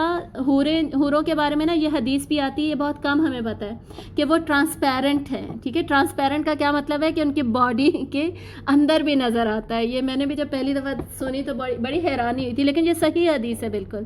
تو اس خاتون کے بھی پاؤں کے اندر گودا، گوشت، ہڈیاں، اور جو بھی خوبصورت ہوگا، بیسکلی وہ سین خوبصورت ہی ہوگا. ہمیں اب دنیا میں سوچ کے اتنا خوبصورت نہیں لگ رہا کہ ہم جب ڈھانچہ دیکھتے ہیں، لیکن وہ بہت خوبصورت ہوگا یقیناً. حوریں ہیں ہی خوبصورت، تو وہ حور کے ویسے خوبصورت پاؤں نظر آ رہے تھے. تو آپ صلی اللہ علیہ وسلم نے پوچھا کہ یہ کون ہے؟ تو حضرت جبرائیل علیہ السلام نے فرمایا کہ یہ حضرت عمر رضی اللہ تعالیٰ عنہ کی حور ہے. تو آپ صلی اللہ علیہ وسلم نے فرمایا کہ پھر میں نے اس سے نظر ہٹا لی کہ یہ عمر کی حور ہے. اور اس کے بعد پھر آپ صلی اللہ علیہ وآلہ وسلم کو جہنم بھی دکھائی گئی. اس سے ریلیٹڈ یہ 4 روایتیں پڑھ لیتے ہیں. اللہم لا تجعلنا منہم، اللہ تعالیٰ ہمیں اس میں سے کبھی بھی نہ بنائے. اور ہم نے پہلے پڑھا تھا الجزاء من جنس العمل، جیسا عمل ہوتا ہے نا ویسی ہی اس کی سزا ہوتی ہے، یا ویسی ہی اس کی جزا بھی ہوتی ہے، اس کا ریوارڈ بھی ویسا ہی ہوتا ہے، تو پنشمنٹ بھی ویسی ہوتی ہے. تو یہاں پہ ہمیں پنشمنٹ کے بارے میں کیا پتہ چل رہا ہے کہ آپ صلی اللہ علیہ وآلہ وسلم کو کچھ لوگ دکھائے گئے، وہ کوئلہ کھا رہے تھے. اب کوئلے سے مطلب یہ نہیں ہے کہ عام کوئلہ، یعنی وہ جہنم کا وہ کوئلہ جو کہ جہنم کا ایندھن بن رہا تھا، یعنی وہ جہنم کا ایندھن جو کہ آلریڈی 70 گنا زیادہ گرم ہے دنیا کے ایندھن سے، ٹھیک ہے. وہ والا ایندھن، وہ والا کوئلہ اتنا گرم، اتنا شدید، وہ کوئلہ کھا رہے ہیں، اور وہ ان کے اندر جا کے باہر بھی نکل رہا ہے، پوری باڈی سے گزر رہا ہے، اور پھر سے وہ کھا رہے ہیں، پھر نکل رہا ہے. یہ پروسیس چلتا جا رہا ہے، ریپیٹڈلی ہوں گی نا یہ جو سزائیں ہیں جہنم کی. اور ان کی جو شکلیں تھیں وہ بھی بگڑی ہوئی تھیں، ڈسفگرڈ تھیں ان کی شکلیں. تو آپ صلی اللہ علیہ وآلہ وسلم نے آپ صلی اللہ علیہ وآلہ وسلم نے پوچھا کہ یہ کون لوگ ہیں؟ تو اس پر حضرت جبرائیل علیہ السلام نے فرمایا کہ یہ وہ لوگ ہیں جو کہ یتیم کا مال کھایا کرتے تھے، ٹھیک ہے. تو سورۃ النساء میں ہم یہ آیت بھی پڑھتے ہیں، اللہ تعالیٰ فرماتے ہیں کہ جو یتیم کا مال کھاتا ہے نا، وہ ایسے ہے گویا جیسے اس نے جہنم کی آگ اپنے پیٹ میں بھر لی ہے. یہ قرآن کی آیت ہے. تو ہم دنیا میں تو ہم یہی سمجھتے ہیں نا کہ جیسے بہت برا کام ہم نے کر لیا، اس کو ہم اس طرح ایکسپلین کر لیتے ہیں، یہ سمجھ لیتے ہیں. لیکن جہنم میں دیکھیں وہ اصل میں کھا بھی وہی رہا ہے، وہ وہی جہنم کی آگ ہی کھا رہا ہے، جہنم کے کوئلے ہی کھا رہا ہے. سمجھ آ رہی ہے؟ اور اس کے بعد دوسرے نمبر پہ ہم کون سی حدیث ہمیں پتہ چلی؟ آپ صلی اللہ علیہ وسلم نے دیکھا کہ کچھ لوگ ان کے ناخن تانبے کے ہیں، اور یہ تانبا بھی وہی ہوگا، یہ سارا میٹل جو جہنم میں ہوگا یہ ہیٹڈ میٹل ہوگا. میٹل کبھی آپ نے سونا وغیرہ پہنا ہوتا ہے نا، انگوٹھی کبھی چولہے کے پاس چلی جائے نا، اچھا ویسے انگلی چولہے کے پاس چلی جائے اتنا درد نہیں ہوتا، لیکن جب انگوٹھی یہ سونے کی چیز جب چولہے پہ تھوڑی گرم ہو جائے نا اور وہ باڈی کو ٹچ کریے بہت شدید درد ہوتی ہے.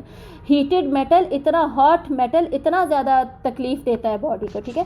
تو یہ وہ تانبے کے ناخن ہوں گے، تانبے کے ناخن سے اپنے چہرے اور جسم کو مسلسل چھیل رہے ہیں. تو آپ صلی اللہ علیہ وسلم نے پوچھا کہ یہ کون لوگ ہیں؟ تو حضرت جبرائیل نے بتایا کہ یہ وہ لوگ ہیں جو کہ دوسروں کی غیبت کیا کرتے تھے، چغل خوریاں کرتے تھے. ویل لکل ہمزۃ لمزہ، جو ہمز اور لمز یہ دونوں کام کیا کرتے تھے، ٹھیک ہے. اور اس میں کیا ہمیں ملتا ہے. ہمیں پتہ کیا چلا کہ بیسکلی جو بیک بائٹنگ کر رہا ہے, غیبت کر رہا ہے کسی کی, وہ کیا کر رہا ہے, وہ دوسرے کا گوشت کھا رہا ہے. اصل میں وہ دوسرے کو ڈسفگر کر رہا ہے, وہ دوسرے کی عزت تباہ کر رہا ہے, دوسرے کی زندگی میں اس کو اپنے ناخنوں سے چھلنی کر رہا ہے, اپنے لفظوں سے چھلنی کر رہا ہے. تو قیامت کے دن اس کی سزا ایسی ہوگی کہ تانبے کے ناخنوں سے وہ اپنے آپ کو چھلنی کر رہا ہوگا. اب دوسرے کی عزت خراب کر رہا تھا جہنم میں, اپنا اس کا سارا کچھ خراب ہو رہا ہوگا, چہرہ جسم سب خراب ہو رہا ہوگا. اور جب کسی کی غیبت کسی کے سامنے کی جائے تو اس کی کتنا برا امیج بنتا ہے نا دوسرے کی نظر میں. تو ابھی ان کا اپنا امیج خراب ہو رہا ہوگا. ٹھیک ہے, اللہ تعالیٰ ہمیں یہ ساری برائیوں سے دور رکھیں, ہمیں تزکیہ کرنے کی توفیق دے اپنے دل کا, اور ہمیں جہنم سے بچائیں. آمین. آگے کیا پتہ چلتا ہے کہ آپ صلی اللہ علیہ وسلم نے دیکھا کہ کچھ لوگ ہیں جن کے پاس ایک سائڈ پہ صاف گوشت پڑا ہے اور دوسری طرف خراب گوشت پڑا ہے, اور وہ کر کیا رہے ہیں, اس میں سے صرف خراب والا گوشت جو ہے نا, روٹن, انتہائی خراب, کیڑے مکوڑوں والا, بدبو والا, کالا, بسا ہوا, وہ کھا رہے ہیں. جو صحیح ہے وہ کھا ہی نہیں رہے اور اسی کو کھائے جا رہے ہیں. تو آپ صلی اللہ علیہ وسلم نے حضرت جبرائیل سے پوچھا کہ یہ کون لوگ ہیں؟ تو حضرت جبرائیل نے بتایا کہ یہ وہ لوگ ہیں جو کہ دنیا میں زنا کیا کرتے تھے, زانی تھے یہ لوگ. مطلب ان کے لیے جو حلال تھا, جو اسپاؤس, جو ان کا پارٹنر, جو میاں یا بیوی ان کے لیے حلال تھا, اس کی طرف نہیں جاتے تھے, یا جاتے بھی ہوں گے لیکن حرام پہ منہ مارتے تھے, حرام کی طرف جاتے تھے, حرام سے زنا کرتے تھے. ٹھیک ہے, حرام ریلیشن شپس تھے, حلال کو چھوڑ کے حرام کو پریفر کر رہے ہیں. تو دنیا جہنم میں ان کی سزا ایسی ہی ہوگی, ملتی جلتی ہوگی, یہ سزا ہوگی ان کی. اور صرف یہی نہیں ہوگی, ڈیفینیٹلی سزائیں اور بھی بہت ساری ہوں گی. یہ کچھ جھلکیاں جو کہ آپ صلی اللہ علیہ وسلم کو دکھائی گئیں. اس کے بعد آپ صلی اللہ علیہ وسلم کو دکھایا گیا کہ کچھ لوگ اتنے بڑے بڑے پیٹ والے تھے, اتنے بڑے بڑے پیٹ کہ ان کے پیٹ زمین پہ پڑے تھے, وہ ہل بھی نہیں سکتے تھے اس کی وجہ سے, اور اس کے اوپر جانور چلائے جا رہے تھے. اب یہ اس کو سمجھنا بڑا آسان ہے, کیوں ایسا ہو رہا تھا. آپ صلی اللہ علیہ وسلم نے حضرت جبرائیل سے پوچھا کہ بھائی ان کو یہ سزا کیوں مل رہی ہے. حضرت جبرائیل نے فرمایا کہ یہ ربا کھاتے تھے, انٹرسٹ, سود کا کام کرتے تھے یہ لوگ. سود لیتے تھے, سود دیتے تھے, سود لکھتے تھے. ہر سود والے پہ اللہ تعالیٰ نے لعنت فرمائی ہے. سورۃ البقرہ میں اللہ تعالیٰ فرماتے ہیں کہ سود اللہ سے جنگ ہے, اللہ اور اس کے رسول سے جنگ ہے سود, ہمیں بچنا چاہیے سود سے. اور آج کل کیا سچویشن ہے, سود پہ لوگ حج کر رہے ہیں, بھائی صدقہ خیرات کر رہے ہیں, زکوٰۃ دے رہے ہیں, فرق ہی نہیں پڑ رہا کوئی. تو یہاں سے کیا پتہ چل رہا ہے اس حدیث سے کہ جو سود لیتے تھے, کیوں کوئی سود چھوڑ کیوں نہیں پاتا. گریڈ, لالچ, میرے پاس پیسہ آئے, لالچ نہ بھی ہو, چلو میری ضرورتیں پوری ہوں لیکن میرے پاس پیسہ آئے. دیکھیں پیسہ ہر طرح آنا ہی ہوتا ہے, چاہے وہ حلال سے آئے, حرام سے آئے. اللہ نے جو فکسڈ رزق لکھا ہے نا, وہ آنا ہی ہے اس شخص کے پاس. یہ اس شخص کا اپنا قصور ہے کہ اس نے حرام آپشن چوز کیا, حلال کو چھوڑ دیا. تو اتنے گریڈ, اور یہاں پہ بھی گریڈ دکھائی جا رہی ہے کہ وہ پیٹ انہوں نے بھر لیے پیسے کے ساتھ, اور اب وہ لیٹے ہوئے ہیں, اور اوپر سے جانور کیوں چل رہے ہیں, کیونکہ پیسے سے انسان کیا کرتا ہے, آج کل کے زمانے میں گاڑیاں خریدتا ہے اور پچھلے زمانے میں جانور خریدا کرتا تھا. ٹھیک ہے, سواری کے لیے جانور خرید رہا ہے, مویشی خرید رہا ہے. ابھی بھی گاؤں وغیرہ میں لوگ پیسوں سے جانور خریدتے ہیں, ایسٹ بناتے ہیں, ایسٹ ہے یہ ان کا. تو ایسٹ جو وہ جمع کرتے رہے, بناتے رہے, وہ ان کے اوپر چلایا جا رہا ہے. اللہ تعالیٰ ہمیں ان سب سزاؤں سے بچائے اور جہنم کی آگ سے ہمیشہ ہمیشہ دور رکھے. اس کے بعد ہمیں پتہ چلتا ہے آپ صلی اللہ علیہ وسلم نے یہ بھی بتایا کہ میں نے پھر دجال کو بھی دیکھا. اور دجال کو کیا دیکھا, آپ صلی اللہ علیہ وسلم فرماتے ہیں کہ میں نے دجال کو دیکھا اور وہ ایک آنکھ سے کانا تھا, ایک آنکھ اس کی ڈسٹارٹڈ تھی, خراب تھی, اور صرف وہ ایک آنکھ سے دیکھ سکتا تھا. اور یہ الگ سے حدیث ہے جس میں آپ صلی اللہ علیہ وسلم فرماتے ہیں کہ دجال کے بارے میں تمہیں ایسی بات بتانے جا رہا ہوں جو کسی نبی نے اپنی امت کو نہیں بتائی, اور وہ یہی ہے کہ اس کی ایک آنکھ خراب ہے اور وہ صرف ایک آنکھ سے دیکھتا ہے. اس کے علاوہ بھی دجال سے ریلیٹڈ, دجال کا ذکر قرآن مجید میں نہیں ہے لیکن صحیح احادیث میں موجود ہے, صحیح احادیث میں. اور صحابہ فرماتے ہیں کہ آپ صلی اللہ علیہ وسلم نے ایک مرتبہ ہمیں دجال کے بارے میں اتنا بتایا, اتنا ڈرایا کہ صبح سے شام ہو گئی, سارا دن دجال سے ریلیٹڈ بات ہوتی رہی, اور الٹیمیٹلی ہمیں ایسے ڈر لگنے لگا کہ ابھی اس درخت کے پیچھے سے دجال ظاہر ہو جائے گا, اتنا زیادہ. اور صحابہ ہر وقت تیار رہتے تھے کہ کہیں نہ کہیں سے دجال اسی وقت میں ابھی نکل آئے گا, ابھی ہم دیکھ لیں گے اس کو. اتنا وہ انہیں اس کو یہ ریئل سمجھتے تھے. اور آج کل آپ کو بھی پتہ ہی ہوگا کچھ اسکالرز ایسے ہیں, ماڈرن اسکالر, جو کہ اس کا بھی انکار کرتے ہیں کہ جی قرآن میں تو ذکر ہے نہیں اور دجال کوئی نہیں ہے, کچھ نہیں ہے, ایسا کچھ نہیں ہے. ٹھیک ہے, صحیح احادیث سے یہ ثابت ہے, جس بات پر ہمارے اسلاف نے جن احادیث کو صحیح لکھا اس پر ان کا یقین تھا، ہم نے بھی اس پر یقین کرنا ہے. ٹھیک ہے، کیا اس سے فرق کیا پڑتا ہے اگر دجال کو جی ریجیکٹ، کیا فرق پڑ جائے گا؟ عمل پہ کوئی فرق پڑ جائے گا ریجیکٹ کرنے سے؟ تو ضرورت کیا ہے اس غلط راستے کی طرف جانے کی؟ اچھا نہیں ہے کہ جو ہمارا بیلیف ہے کہ دجال نے آنا ہی ہے، ہم اسی پر رہیں، قائم رہیں اور اپنی نمازوں وغیرہ پہ دھیان دیں، جو دھیان دینے کی چیزیں ہیں نا اس پر دھیان دیں. اس کے بعد وہاں سے آپ صلی اللہ علیہ وسلم کا واپسی کا سفر جاری ہے. ٹھیک ہے، شروع میں جنت اور جہنم نہیں دکھائی گئی کیونکہ مقصد کیا تھا؟ ویلکم کیا جائے آپ صلی اللہ علیہ وسلم کو، اللہ تعالیٰ کی پریزنس میں جائیں، تحائف ملے، اور واپسی پر یہ کیا ہے جنت اور جہنم؟ یہ بھی اللہ کی بڑی بڑی نشانیاں ہیں جو کہ آپ صلی اللہ علیہ وسلم کو دکھائی گئی. اب واپسی کا سفر ہو رہا ہے، واپس آپ صلی اللہ علیہ وسلم بیت المقدس میں آئے ایک روایت کے مطابق، اور وہاں سے البراق پر بیٹھ کر وہاں سے واپس بیت اللہ میں آئے. ٹھیک ہے، اور کچھ روایت کے مطابق یہ بھی ہے کہ آسمانوں سے ڈائریکٹ بیت اللہ میں ہی آئے. تو خیر آپ صلی اللہ علیہ وسلم جب واپس آ رہے تھے تو رستے میں آپ نے 3 قافلے بھی دیکھے جب براق پہ واپس آ رہے تھے. ان 3 قافلوں میں سے وہ قافلے کون تھے؟ قریش کے قافلے تھے، اور وہ تجارت کے جو قافلے ہوتے ہیں ان میں سے ایک کا اونٹ گم گیا تھا. آپ صلی اللہ علیہ وسلم نے دیکھا کہ وہ لوگ اونٹ کو ڈھونڈ رہے تھے. ایک قافلے سے آپ نے پانی لے کر بھی پیا، یہ بھی ایک روایت سے پتہ چلتا ہے، اور ایک قافلے کو آپ نے ویسے ہی دیکھا. تو بیت اللہ پہنچ کر آپ صلی اللہ علیہ وسلم، اب کتنا وقت گزرا تھا؟ کچھ بھی نہیں، چند گھڑیاں، صرف چند گھڑیاں گزری تھی. جیسے پہلے بھی میں نے بتایا، the dimensions of the time and space in which we live are different than the dimensions of the time that exist in other universes. ٹھیک ہے، وہاں پہ ٹائم ہی اور ہے، یہ ٹائم ہی اور ہے. اس ٹائم پہ باقی رولز اپلائی کرتے ہیں، اس ٹائم پہ یہ رولز اپلائی ہی نہیں کرتے. اس دنیا میں کون سے رولز اپلائی کرتے ہیں؟ انہیں فزیکل رولز کہتے ہیں. ٹھیک ہے، ہم فزیکل اینٹیٹی ہے نا ہماری، کوئی جسمانی کوئی باڈی ہے ہماری، تو اس دنیا پہ فزیکل رولز اپلائی کرتے ہیں، اوپر فزیکل رولز اپلائی نہیں کرتے. تو آگے پھر کیا ہوا؟ جب آپ صلی اللہ علیہ وآلہ وسلم اٹھے تو اٹھ کر آپ صلی اللہ علیہ وسلم کچھ پریشان ہوئے کہ اب لوگوں کو میں نے بتانا ہے تو میں کیسے بتاؤں. اس سے ہمیں پتہ چل رہا ہے، ویسے بھی ہمیں پتہ ہے کہ پروفٹس کا کام کیا ہوتا ہے کہ وہ اللہ کا جو میسیج ہے وہ آگے ہی دے، آگے پہنچائیں گے ہی، اور ڈیفینیٹلی اللہ کا حکم بھی ہوگا کہ یہ خبر آگے دی جائے. اور ابو جہل نے آپ صلی اللہ علیہ وسلم کو وہاں پہ دیکھ لیا اور اس نے مذاق اڑانا شروع کر دیا کہ آپ کیوں ہکا بکا پریشان کیوں بیٹھے. تو آپ صلی اللہ علیہ وسلم نے اسے بتایا کہ میں نے ابھی رات کو سفر کیا ہے بیت المقدس کا اور وہاں سے واپس آیا ہوں. ٹھیک ہے، زیادہ تر جو صحیح روایت ہے نا اس کے مطابق آپ صلی اللہ علیہ وسلم نے صرف الاسراء کا بتایا، المعراج کا کفار کو نہیں بتایا. کیوں؟ اللہ تعالیٰ کا حکم اسی طرح ہوگا، الاسراء کا بتایا گیا. المعراج پہ تو یقین پھر بہت بڑی بات تھی نا، الاسراء پہ ہی یقین لے آنا ان لوگوں کے لیے یہی بہت بڑی چیز تھی، تو وہی لے آتے تو بڑی بات تھی. معراج تو بہت دور کی بات ہے نا. تو خیر ابو جہل نے پھر لوگوں کو بلانا شروع کر دیا اور کہا کہ دیکھو دیکھو یہ کیا کہہ رہے ہیں. تو آپ صلی اللہ علیہ وآلہ وسلم نے پھر ان لوگوں کو بھی بتایا، سب کو بتایا، اور جو کفار تھے وہ سارے کے سارے مذاق اڑانے لگے، تالیاں بجانے لگے. یہ ان کا رد عمل تھا. جتنے بھی انہوں نے معجزات دیکھے سب پر ان کا یہی رد عمل تھا کہ آپ صلی اللہ علیہ وسلم یا کاہن ہے یا مجنون ہے، خدا نخواستہ، یا شاعر ہے یا خود سے گھڑ لی ہیں باتیں، اور اس میں کچھ حقیقت نہیں ہے. شق قمر پہ بھی یہی رویہ تھا اور المعراج الاسراء پر بھی یہی رویہ. تو لوگوں میں سے کچھ ایسے تھے جنہوں نے بیت المقدس دیکھا ہوا تھا، اور آپ کو یاد ہوگا اس زمانے میں بیت المقدس جانے میں 30 سے 40 دن لگا کرتے تھے، تو جانے اور آنے میں 30 سے 40 دن. تو لوگ جس نے دیکھا ہوا تھا اس نے سوال پوچھنے شروع کر دیے کہ جی اچھا پھر بتائیں کیا تھا وہاں پہ، کیسے تھا.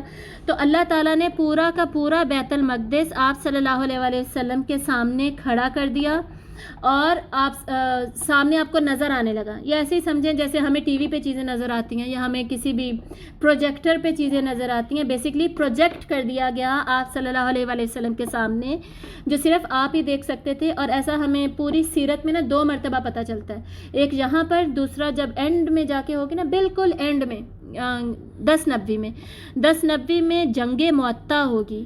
جنگ معطہ کا بھی جو پورا سین تھا نا وہ بھی پروجیکٹ کر دیا گیا تھا آپ صلی اللہ علیہ وسلم کے سامنے، اور آپ صلی اللہ علیہ وسلم مسجد نبوی میں وہ دیکھ رہے تھے پوری جنگ، اور تمام صحابہ جو بیٹھے ہوئے تھے ان کو ایکسپلین کر رہے تھے کہ اب زید بن حارثہ کا شہید ہو گئے، اب عبداللہ بن رواحہ شہید ہو گئے، تیسرے صحابی کا مجھے نام نہیں یاد، اب وہ شہید ہو گئے، اور اب تلوار اللہ کی تلواروں میں سے سیف اللہ کے پاس ہے، یعنی حضرت خالد بن ولید کے پاس، اس وقت بھی پروجیکٹ کیا گیا تھا سین.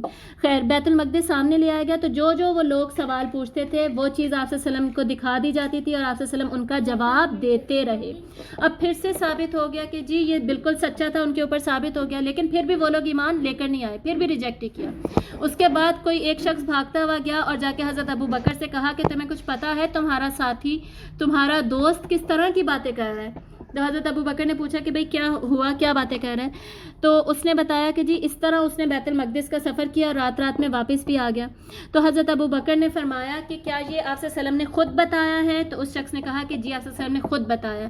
تو حضرت ابو بکر نے فرمایا کہ اگر انہوں نے بتایا ہے تو میں ان پر پوری طرح ایمان لے کر آتا ہوں اور میں اس واقعے کی تصدیق کرتا ہوں. اور حضرت ابو بکر نے فرمایا، ہمیں حدیث سے پتہ چلتا ہے کہ میں اس شخص نے تو اس سے بھی بڑی بات ہمیں بتائی ہے کہ اللہ کے پاس سے اتنی اوپر سے اس کے پاس وحی آتی ہے.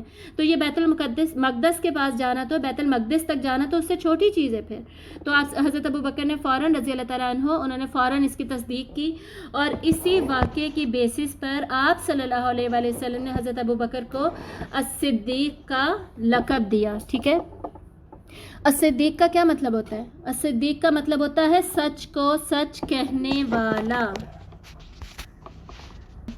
ایک تو یہ یاد رکھنا ہے کہ انبیاء اور رسل کے بعد اگر کسی کا رتبہ ہے نا، مرتبہ ہے، وہ صدیق کا ہے. ٹھیک ہے، انبیاء کے بعد جو سب سے پہلے جنت میں جائیں گے وہ صدیق ہوں گے اور ان میں بھی حضرت ابو بکر صدیق ٹاپ پہ ہوں گے.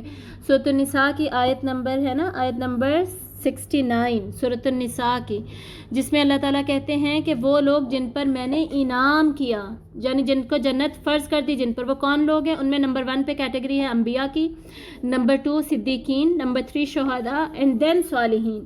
صالحین کون ہے؟ تمام مسلمان کو صالحین ہی ہونا چاہیے، بیسکلی جو اپنے فرائض پورے کر رہے ہیں اور گناہوں سے بچ رہے ہیں، خصوصاً گناہ کبیرہ سے بچ رہے ہیں. تو صدیق کون ہوتا ہے؟ سچ کو سچ ثابت کرنے والا. سچ کو سچ صرف زبان سے کہہ کے ثابت نہیں کیا جاتا، یہ یاد رکھیے گا. دل میں سچ ماننا، زبان سے سچ کی تصدیق کر دینا اور فوراً عمل میں لے آنا. اگر ہم یہ سمجھتے ہیں نا، مانتے ہیں کہ جی فجر کی نماز فرض ہے لیکن ہم پڑھ نہیں رہے، تو ہم سچ کو سچ ثابت نہیں کر رہے، ہم سچ کی تصدیق نہیں کر رہے اصل میں، تو ہم صدیق کی کیٹیگری میں نہیں اس طرح آتے. تو یہ یاد رکھنا ہے کہ صدیق بیسکلی زبان، دل اور عمل تینوں سے سچ کو سچ ثابت کرتا ہے، سچ کی تصدیق کرتا ہے. سورۃ النجم پہ ہم اینڈ میں آتے ہیں، اگر ٹائم بچا سب سے پہلے ہم لیسنز دیکھ لیتے ہیں انشاءاللہ. اس صورت سے ہم کیا، صورت نہیں، اس پورے معراج سے، واقعے سے، الاسراء والمعراج، الاسراء کے لیسنز ہم نے پہلے دیکھ لیے تھے، اب صرف المعراج کی بات کریں گے انشاءاللہ. اس سے ہم کیا سیکھتے ہیں؟ سب سے بڑی بات جو علماء نے لکھی ہے کتابوں میں کہ آپ صلی اللہ علیہ وآلہ وسلم کو جو پلرز ہیں نا بیلیف کے، پلرز آف بیلیف، ایمان کے تمام ستون وہ دکھا دیے گئے، ان کا مشاہدہ کرا دیا گیا. جیسے پہلا پلر کیا ہے؟ اللہ پر ایمان، تو اللہ سے ملاقات ہو گئی. پھر ہے کہ فرشتوں پر ایمان، تو فرشتے آپ صلی اللہ علیہ وسلم نے اتنے سارے دیکھ لیے. پھر انبیاء اور کتب پر ایمان، تو آپ صلی اللہ علیہ وسلم نے انبیاء دیکھ لیے، تمام انبیاء کو بیت المقدس میں نماز پڑھائی، امامت کی. اس کے بعد قیامت پر ایمان، جنت اور جہنم پر ایمان ہے، تو جنت اور جہنم آپ صلی اللہ علیہ وآلہ وسلم کو دکھا دی گئی. اس کے بعد کیا ہے؟ تقدیر پر ایمان، تو آپ صلی اللہ علیہ وسلم نے قلم کو چلتے ہوئے دیکھ لیا. ٹھیک ہے، اور جنت اور جہنم میں جنت کے انعامات بھی کچھ دیکھ لیے، تو جہنم کی کچھ سزائیں بھی دیکھ لی. یہ بھی تقدیر کے فیصلوں میں آ جاتا ہے نا، اور قلم کا چلنا جو ہے وہ بھی تقدیر کے اوپر ثبوت ہے. تو تقدیر پر ایمان بھی دیکھ لیا. اس سے کیا فرق پڑتا ہے؟ دیکھنے سے کیا فرق پڑتا ہے؟ مشاہدے سے بیسکلی ایمان کے 3 لیولز ہوتے ہیں. ایک جاننا ہوتا ہے، ایک ہوتا ہے اس کو دیکھنا، تیسری چیز ہوتی ہے اس کا تجربہ کرنا. تو یہاں پر بیسکلی تجربے کی بات ہو رہی ہے. ٹھیک ہے، آپ صلی اللہ علیہ وسلم نے ان سب کا تجربہ کر لیا، مشاہدہ کر لیا. تو اتنی زیادہ ایمان کی مضبوطی دی گئی آپ صلی اللہ علیہ وآلہ وسلم کو. کیوں؟ کیونکہ اتنی زیادہ مشکلات آپ نے فیس کرنی تھی، اتنی زیادہ قربانیاں آپ نے دینی تھی، اور جو اللہ تعالیٰ کے سائنس تھے ان سب کو اپنے اندر ایبزارب کرنا تھا، ان سے سیکھنا تھا. یہ پوائنٹ آگے جا کے سائنس والا جو ہے نا دوبارہ ہم ڈسکس کریں گے. تو بیسکلی یہاں پر ہم کیا دیکھ رہے ہیں کہ ایمان کو، آپ صلی اللہ علیہ وسلم کے ایمان کو اتنا زیادہ مضبوط کر دیا گیا اس پورے واقعے میں. پرسنل گفٹ تھا جو آپ صلی اللہ علیہ وآلہ وسلم کو دیا گیا.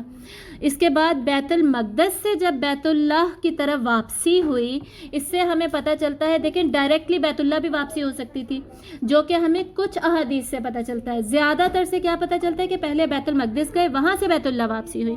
تو یہ اس طرف اشارہ ملتا ہے ہمیں کہ بہت جلد قبلہ چینج ہونے والا ہے. کعبہ نہیں قبلہ، یہاں پہ مجھے قبلہ لکھنا چاہیے تھا. قبلہ پہلے کیا تھا مسلمانوں کا؟ 13 سال تک مسلمانوں کا قبلہ بیت المقدس رہا، اور مدینہ جاتے ہی اب 1-2 سال کے بعد قبلہ کیا ہو جائے گا؟ چینج ہو جائے گا، کعبہ کی طرف ڈائریکشن ہو جائے گا مسلمانوں کا. تو یہ اس کی طرف بھی اشارہ ہے. دوسرا یہ بھی ہمیں پتہ چلتا ہے کہ چاہے بیت المقدس ہو چاہے بیت اللہ ہو، دونوں اللہ کے ہی گھر ہیں، دونوں توحید کے ہی مرکز ہیں، دونوں جگہ پر پیغام ایک ہی ہے، نماز صرف اللہ کی ہی پڑھی جائے گی. اور سورۃ الاسراء میں تھی نا فرسٹ آیت، جو کہ الاسراء کے بارے میں بتا رہی تھی، بیت المقدس تک جانے کا بتا رہی تھی. اس صورت میں باقی کیا ہے؟ باقی ساری بنی اسرائیل کے اوپر ڈسکشن ہے. کیوں؟ کیونکہ بنی اسرائیل کے لیے اللہ تعالیٰ نے بیت المقدس کو ایک خصوصی مقام ان کو دیا تھا نا، ان کو وہ اللہ کا گھر دیا تھا، اور ان کو اسلام دیا تھا. بیت المقدس سے ان کا بھی ایک ریلیشن ہے، اور ان کے ریلیشن کو وہاں پر ایکسپلین کیا گیا ہے سارا کا سارا. وہ پکچر کھینچی گئی ہے. پھر بنی اسرائیل جو ہے ان سے اب یہ لے لی گئی فضیلت ساری، اور شفٹ کہاں کر دی گئی؟ بنی اسماعیل کی طرف. آپ صلی اللہ علیہ وآلہ وسلم حضرت اسماعیل علیہ السلام کی اولاد سے تھے نا، تو کعبہ کی تبدیلی بھی پھر بیت المقدس سے بیت اللہ کی طرف کر دی گئی. اس کے بعد ہم نے یہ سیکھا کہ لوگوں کے سوالات پر نا تسلی بخش جواب ہم نے دینا ہوتا ہے. جیسے لوگ پوچھ رہے تھے الاسراء سے ریلیٹڈ، المعراج سے ریلیٹڈ سوال پوچھ رہے ہیں، اور المعراج کا بھی آپ صلی اللہ علیہ وسلم نے بعد میں بتایا، صحابہ کو بتایا. ٹھیک ہے، تو آپ صلی اللہ علیہ وسلم سے جس نے جب جو سوال پوچھے، مسلمانوں نے المعراج سے ریلیٹڈ بہت سارے سوال پوچھے، لیکن انہوں نے تو ظاہر اقرار کر کے پوچھے، سمجھنے کے لیے، جاننے کے لیے، تجسس میں اور شوق میں، اشتیاق میں. اور جو کفار تھے انہوں نے تو ریجیکٹ کرنے کے لیے پوچھے، لیکن آپ صلی اللہ علیہ وآلہ وسلم نے ہر ایک کا تسلی بخش جواب دیا. تو ہم سے بھی جب کوئی اسلام کے بارے میں پوچھے، تم پردہ کیوں کرتی ہو، تم لوگوں نے فجر کیوں پڑھنی ہوتی ہے، یہ صدقہ کرنے کی کیا ضرورت ہے، وغیرہ وغیرہ بہت سارے سوالات ہوتے ہیں، داڑھی کیوں رکھنی ہے وغیرہ. حلیے پہ زیادہ بات ہوتی ہے نا، باقی ارکان پہ اتنی زیادہ بات ہوتی نہیں ہے.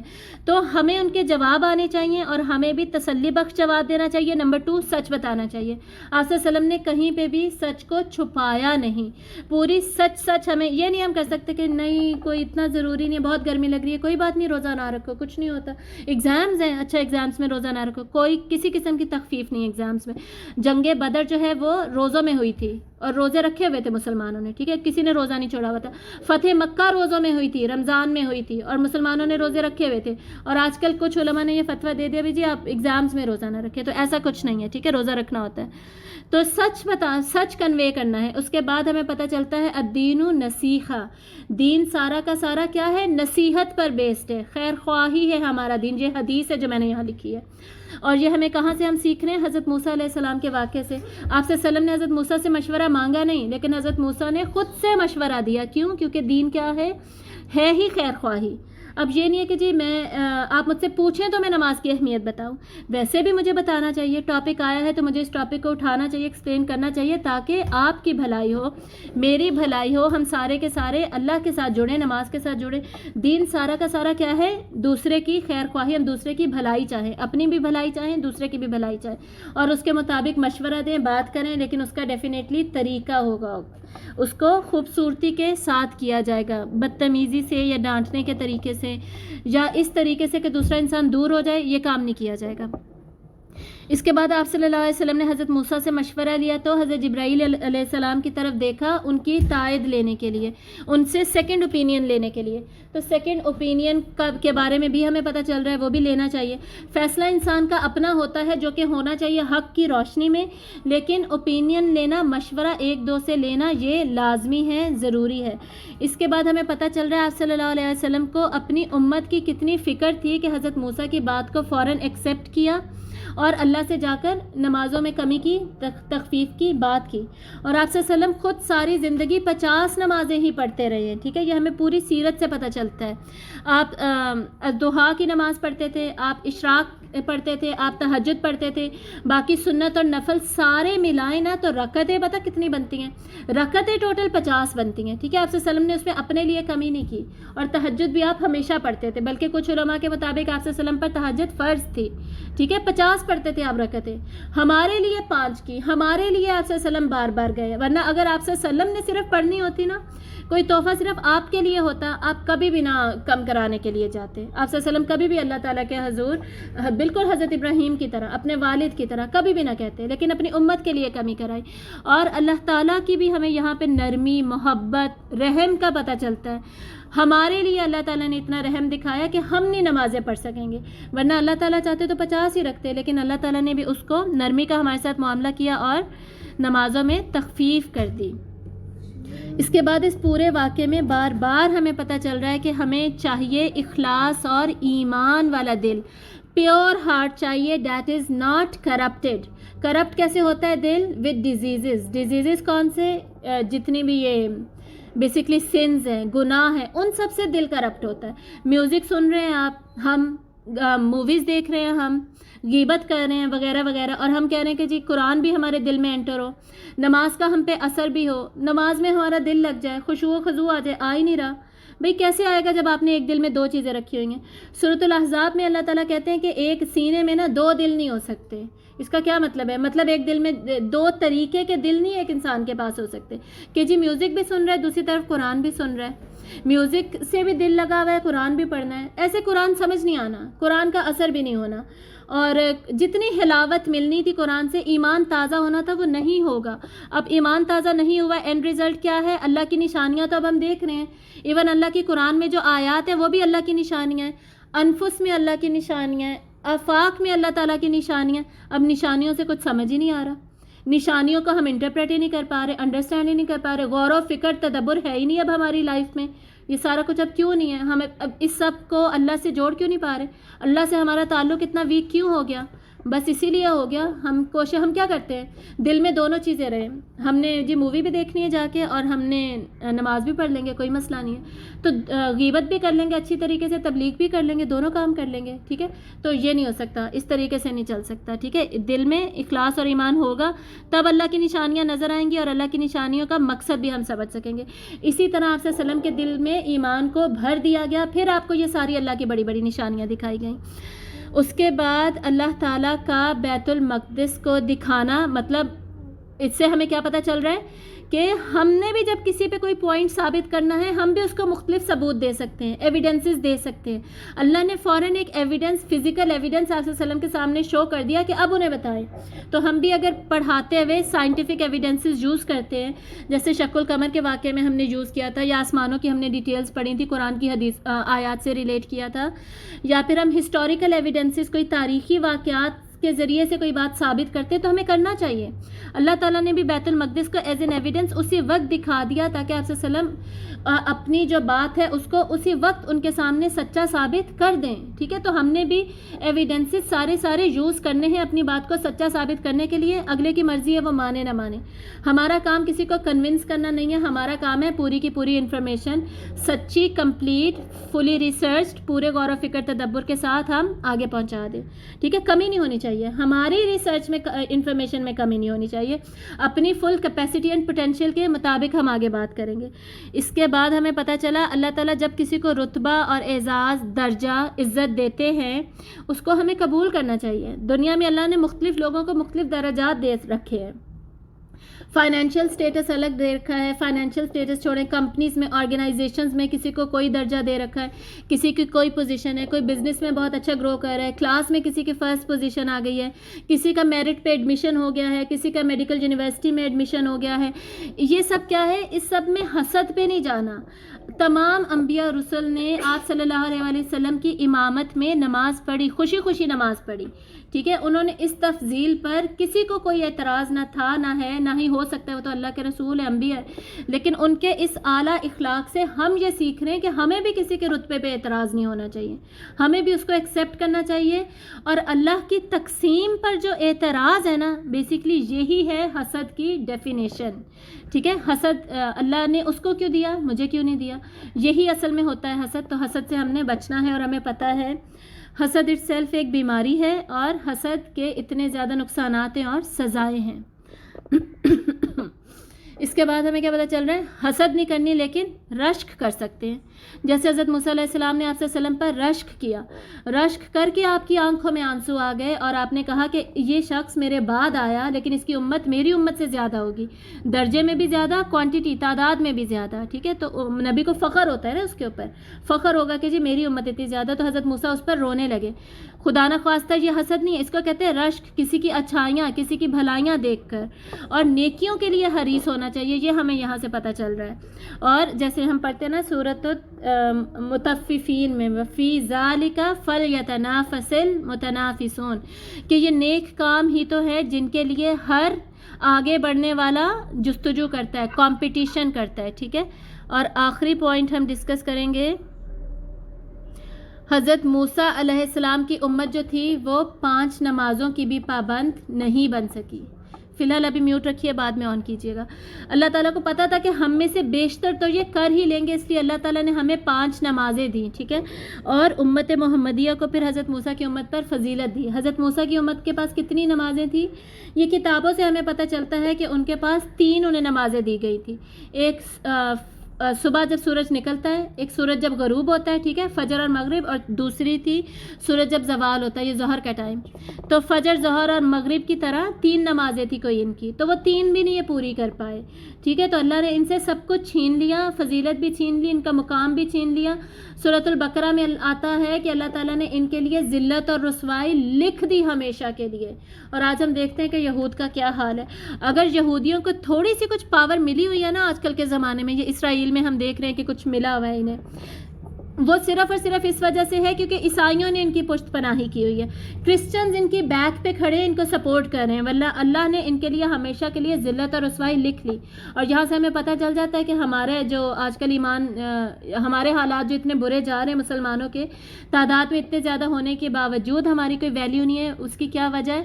ہم نے بھی نمازیں چھوڑی ہوئی ہیں، اور ہمارے بھی ایمان کا کوئی حال نہیں ہے. تو ہمیں اس کے اوپر اللہ نے اگر ہمیں فضیلت دی ہے نا، تو ہمیں اس کے اوپر بہت زیادہ محنت کرنے کی ضرورت ہے.